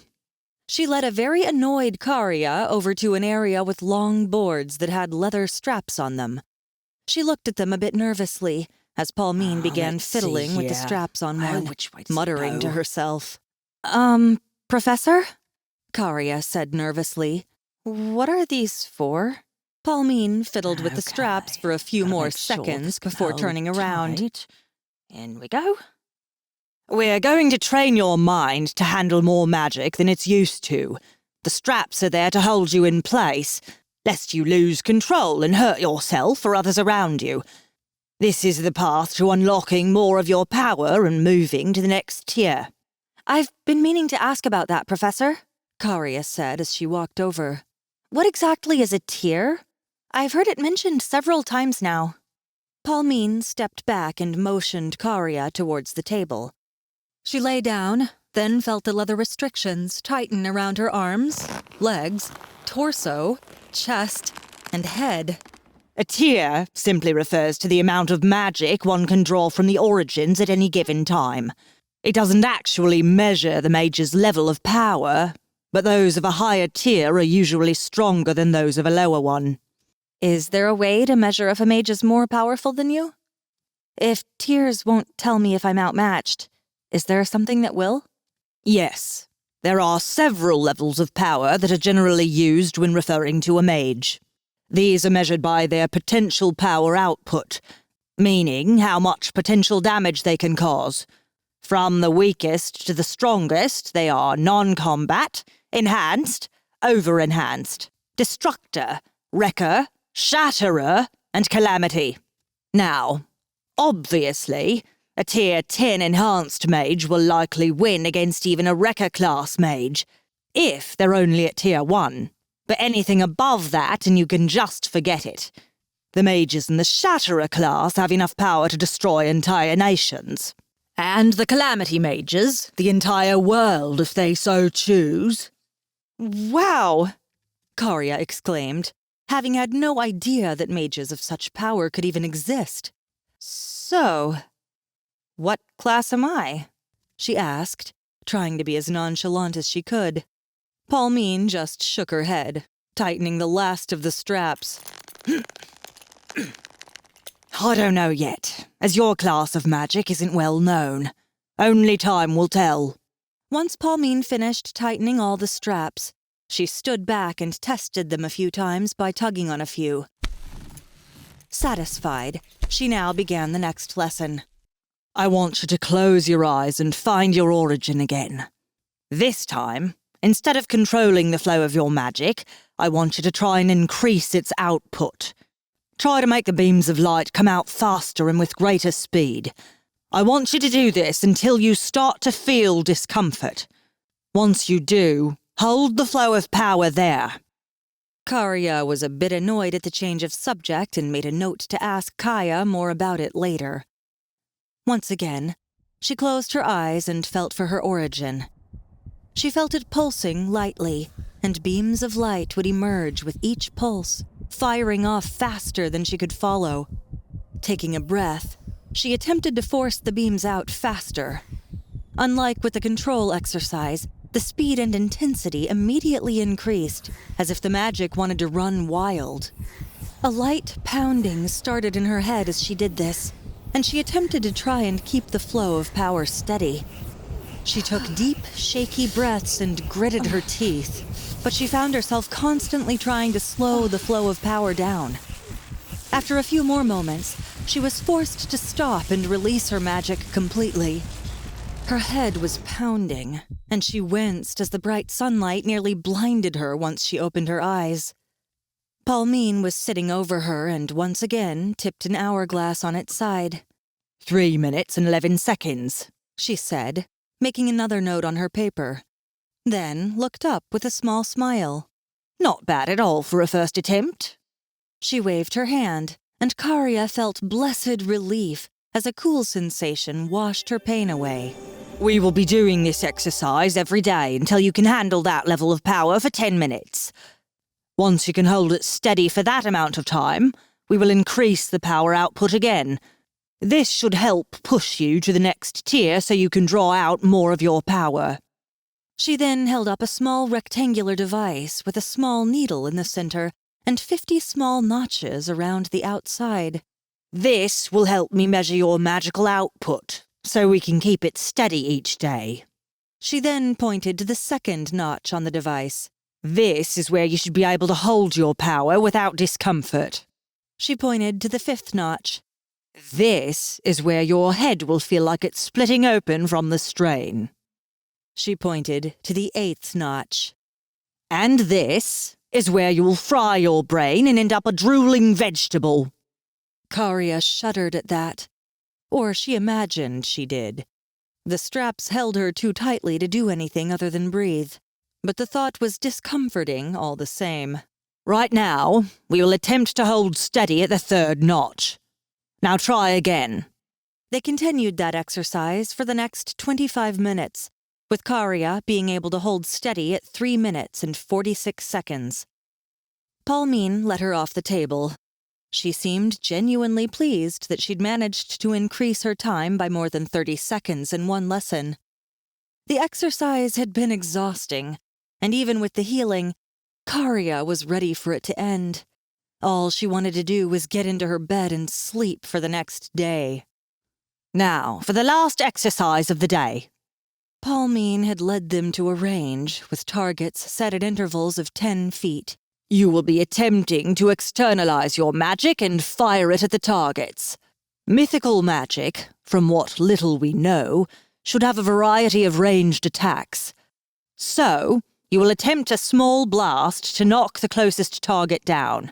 This part of the day brings the previous 2 exercises together. You must gather the magic in your hands, then increase the power until you have enough to knock the target over. Use too much magic, and you'll destroy them. Use too little, and the targets won't budge. Karia nodded, resigned to another grueling lesson where she would inevitably fail for some reason.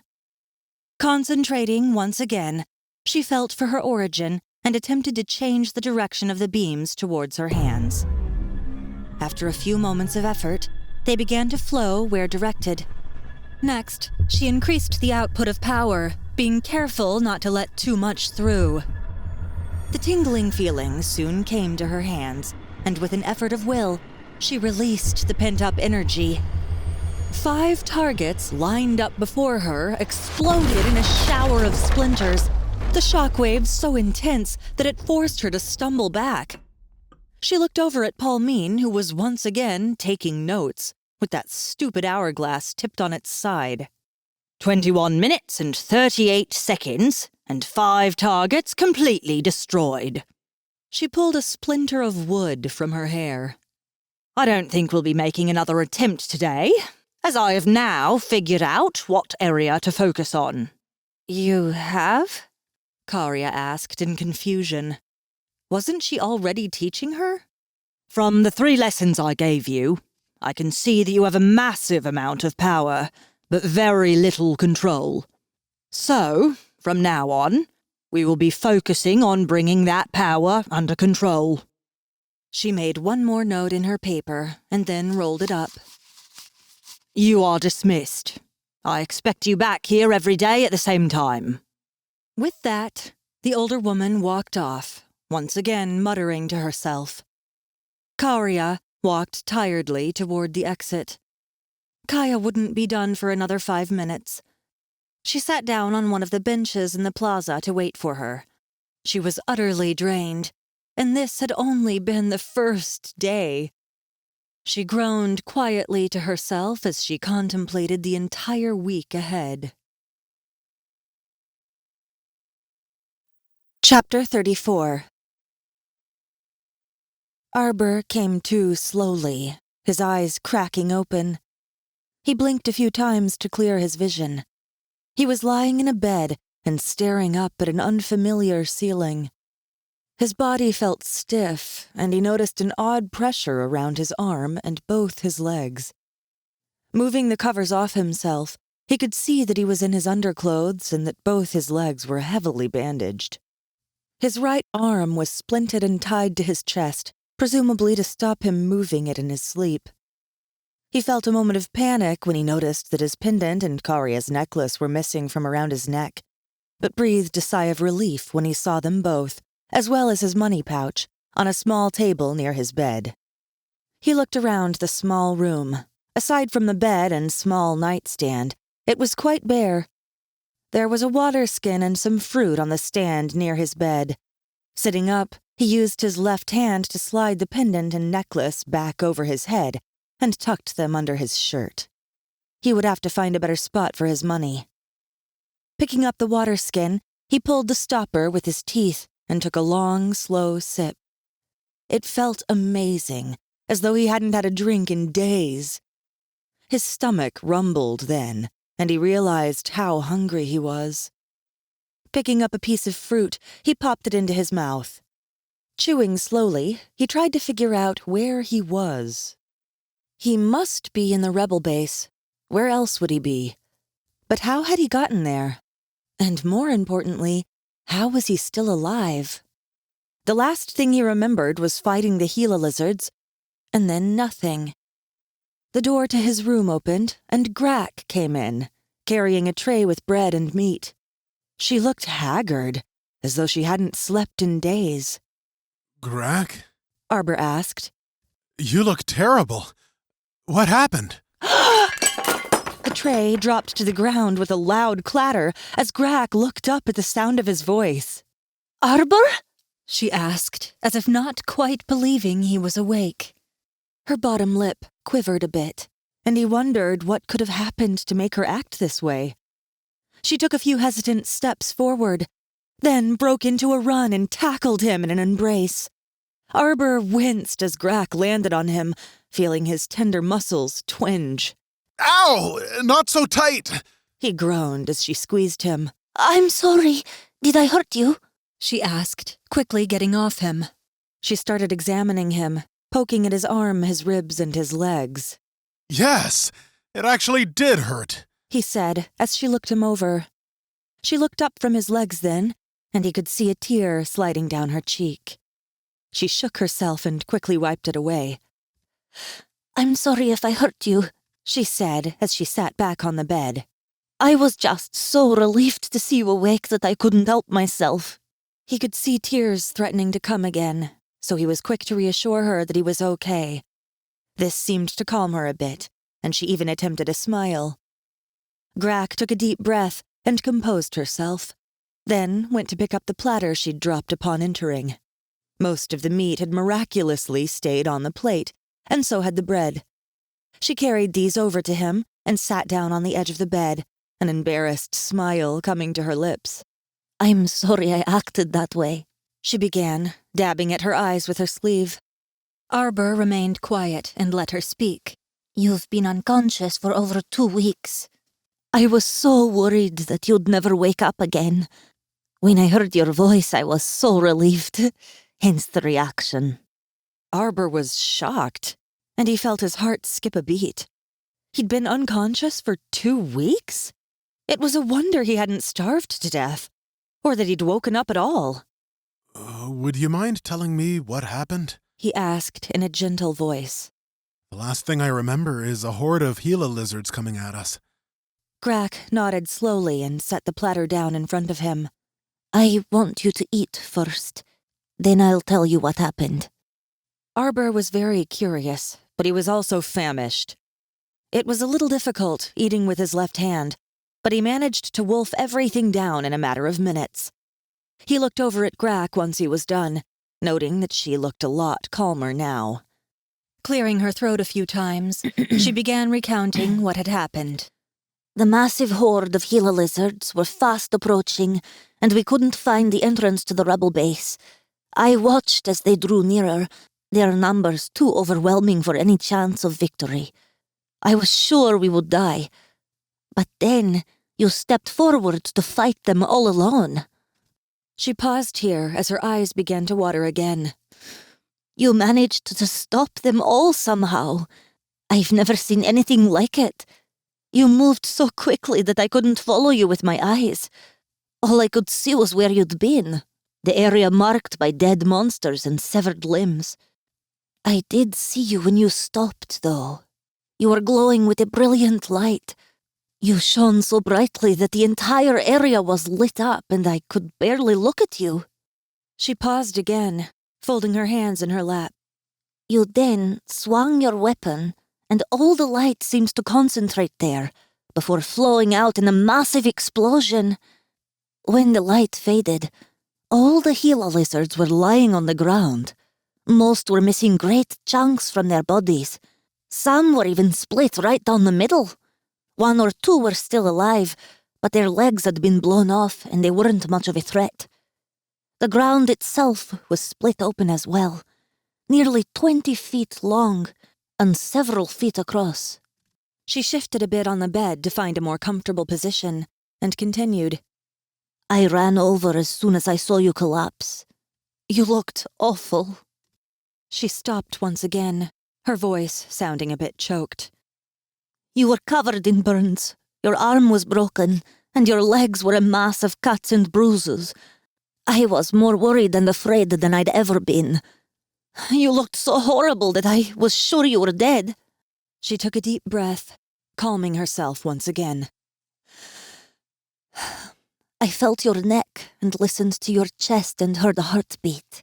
So I used my magic to try and cool your body. It worked to a degree, as your breathing seemed to ease a bit. Then the rock that marked the rebels' territory slid to the side, and a small troop rode out on horseback. After I fetched the letter from a card, they brought us inside. They had a healer look at you immediately.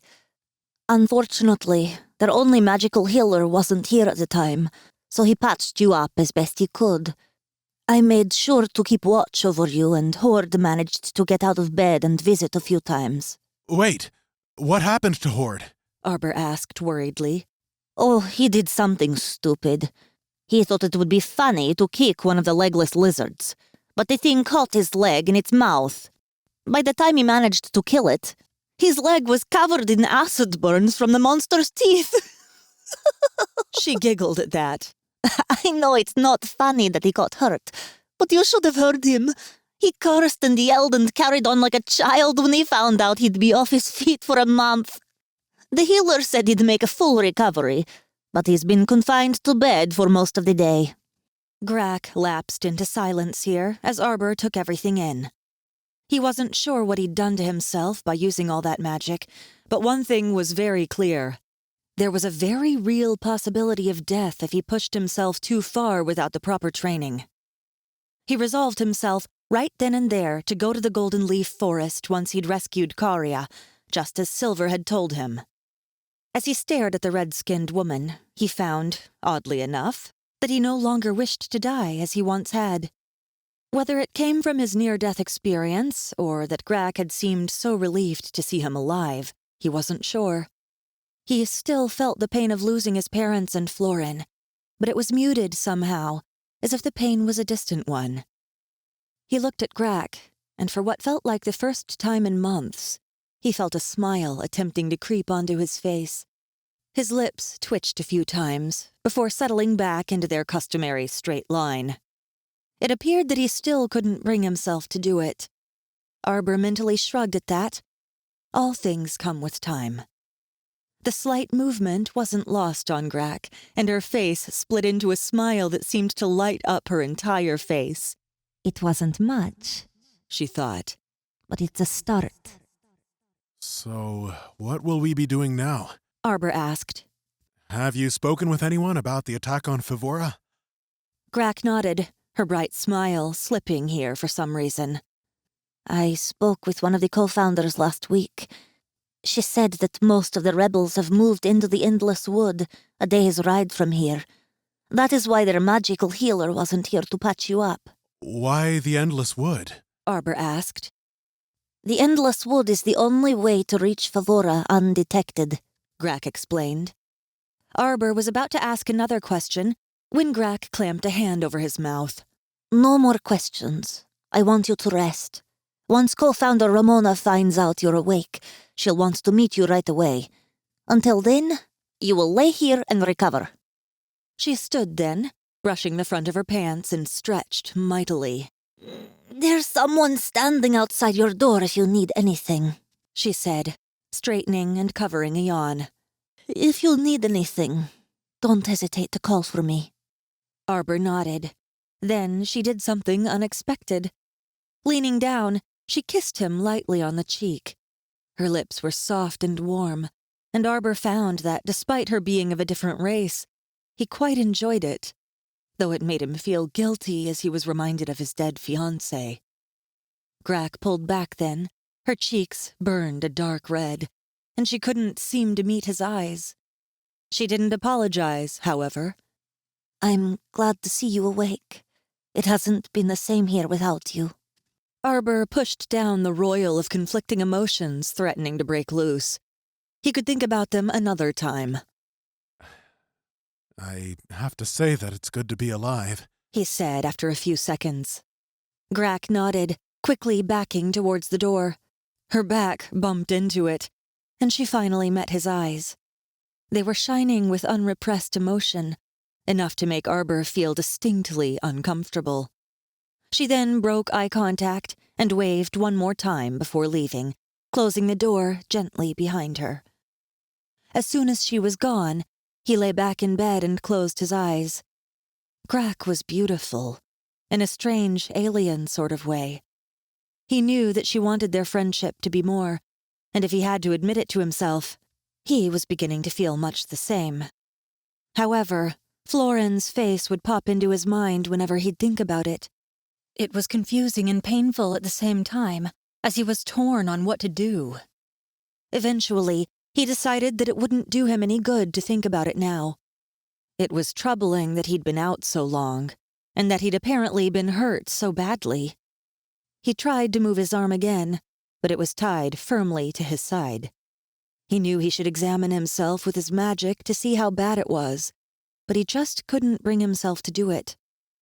Instead, he just contented himself with sleep. A knock at the door woke him, and Grack entered the room, carrying another tray. Rise and shine, she said with a smile, placing the tray of eggs and sausage in front of him. There was also a large loaf of bread and a pitcher of water. She helped him sit up and wash the sleep from his face with some of the water. Feeling refreshed, he picked up the fork and awkwardly started to eat. Grack watched with some amusement as the right-handed Arbor attempted to eat with his left. Here, let me help, she said, attempting to take the fork from him. I'm fine, he said, getting annoyed. Just let me eat. She was being too pushy, and he still didn't know how to feel about the kiss she'd given him earlier. Despite his plea, Grack wasn't about to give up. Come on, I don't mind. Just give me the fork and let me feed you. She tried grabbing the fork again. I said I was fine, he shouted, starting to become angry. And I said that it wasn't a big deal. Now stop being stubborn and let me help, she shouted back, lunging for the fork. Her hand caught the bottom of the food tray and sent it flying everywhere. Eggs, sausage, and an entire pitcher of water soaked into his blanket and shirt. Now look what you've done, Arbor shouted, his face going red in anger. Arbor, I'm sorry, Grack said, pulling out a handkerchief and trying to clean up the mess. Stop! Just stop! He yelled, and she finally did.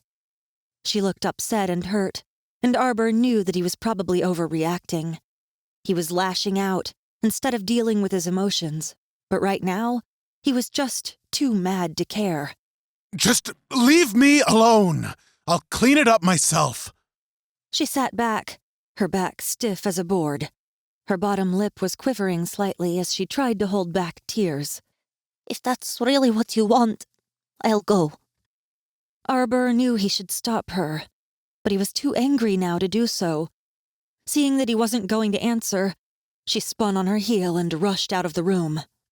Arbor was sure he heard a sob before the door closed. Looking down at himself, he sighed. He knew that he'd overreacted. Grack was only trying to help. With a grunt, he rolled out of bed and got shakily to his feet. They were both heavily bandaged, and he only had one arm to work with. He was soaked through, and so were the blankets. This was going to be unpleasant. Chapter 35. Arbor was sitting up in bed and reading a book when there was a knock on the door, and Horde hobbled in. His right leg was bandaged, and he had a crutch under one arm. He bumped the door closed with the crutch, and then sat heavily on the corner of the bed. He then gave Arbor a questioning look. So, can you tell me what's got the gremlin lass so upset? She's locked herself up in her room, and seeing as you're the last person she spoke with, I thought you might be able to enlighten me. Arbor snapped his book shut and scowled at the dwarf. It's nice to see you too, Horde, he said in a flat voice. I hear that a half-dead lizard took a chunk out of your leg. Horde just gave him a smarmy grin. I know what you're trying to do, lad, and it's not going to work. Now tell me what happened.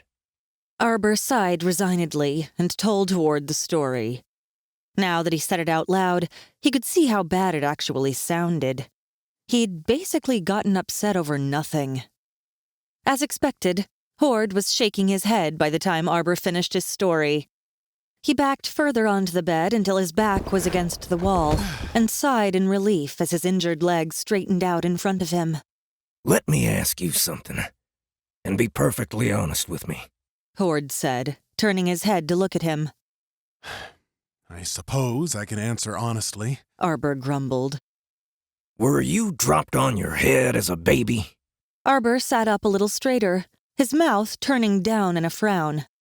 What exactly do you mean by that? Exactly what I asked, the dwarf exclaimed, throwing his hands up as if begging for divine intervention. Here you have a lovely young lady who was just trying to be nice, and what do? Blow your top like a spoiled child. I know I overreacted, but you don't have to insult me as well, Arbor said, his voice now rising as well.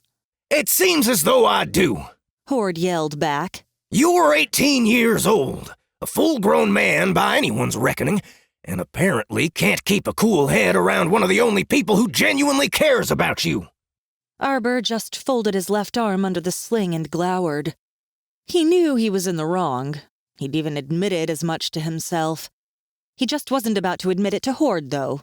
Do you have any idea what she's done for you? How much she cares about you?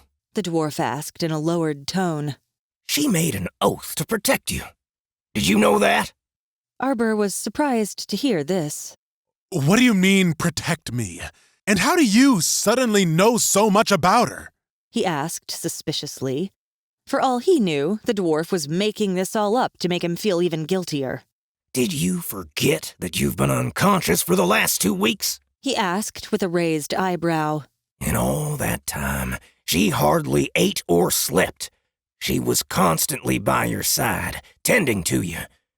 So, I asked her one day why she was so insistent on doing it herself when there was a healer that could do it for her. Do you know what she told me?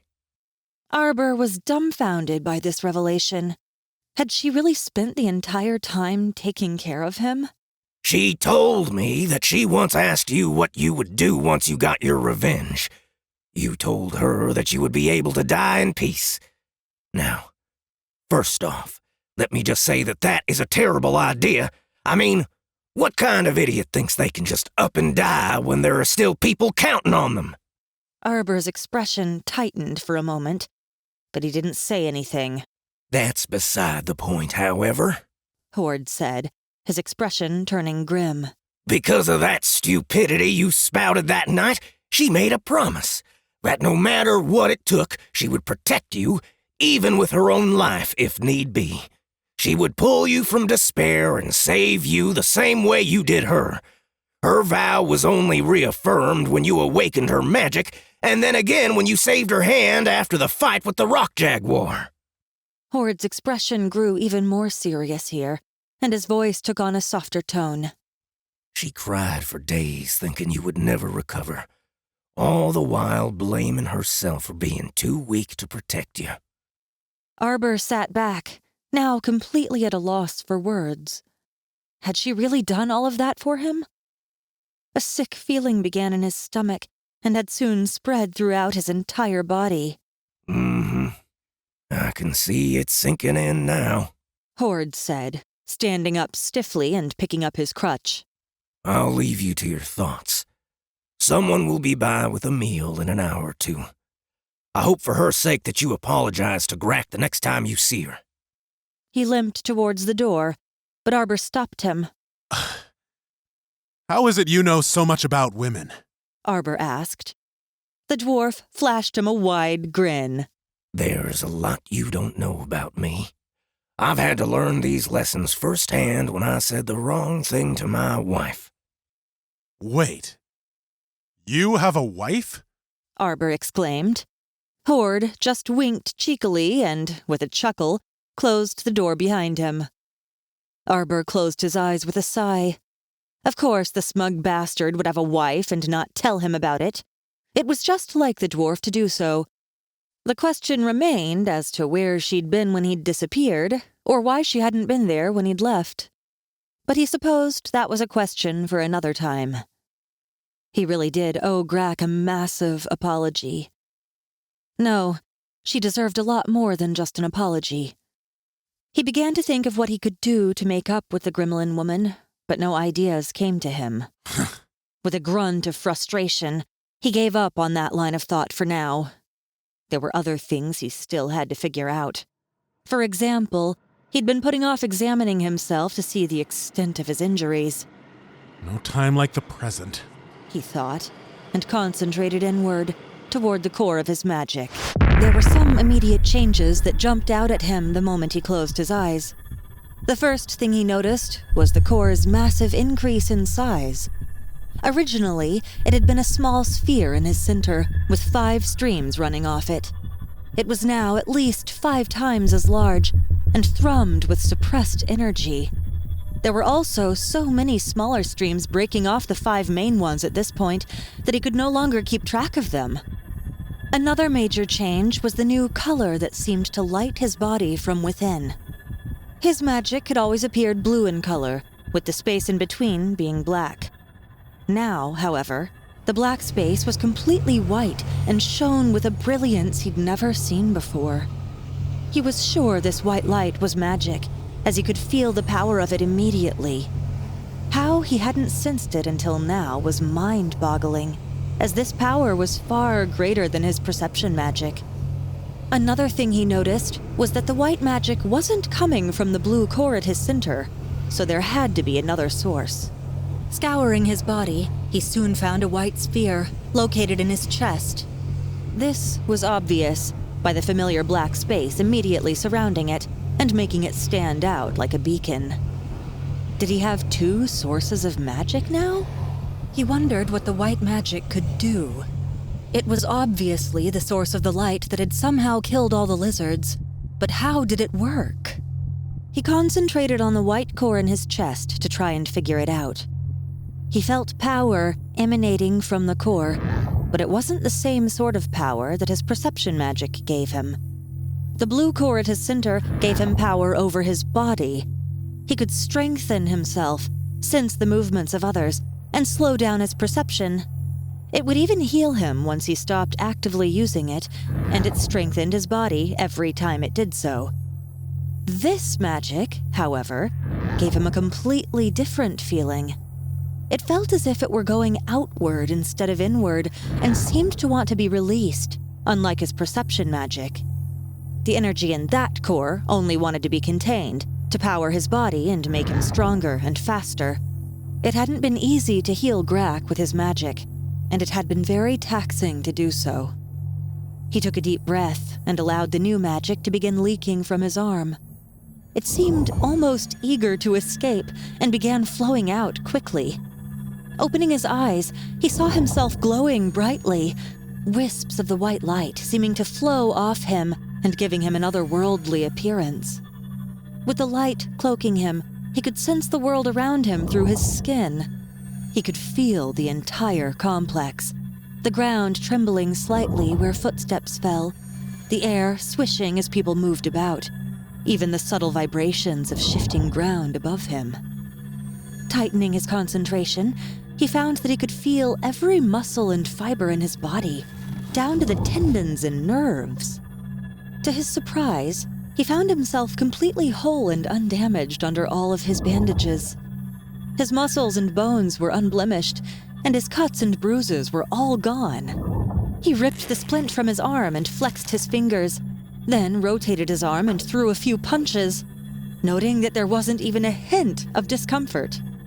His fist flashed through the air, and with the light still coating his arm, the movements seemed to cause an odd sort of distortion. He held his arm up and stared at it for a few moments, a faint memory sparking at the edge of his consciousness.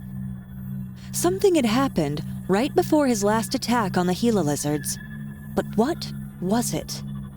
It was right on the edge of his thoughts, but he couldn't quite reach it. Arbor almost shouted in frustration as the memory slipped away and slammed his still glowing fist into the wall. As it turned out, that was a very big mistake.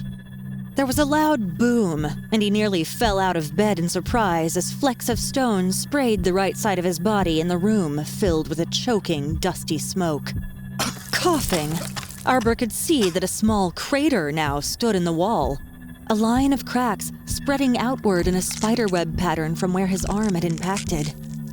He gaped at the massive cracks he'd left in the solid stone and immediately tried to contain the destructive power, except it didn't go out. He could feel the magic fighting him, and the white core in his chest flared with power. It didn't want to be contained. It wanted to be released. Arbor gritted his teeth, fighting the magic with everything he had as it fought against his control. Finally, with a monumental effort of will, he managed to force the magic back in.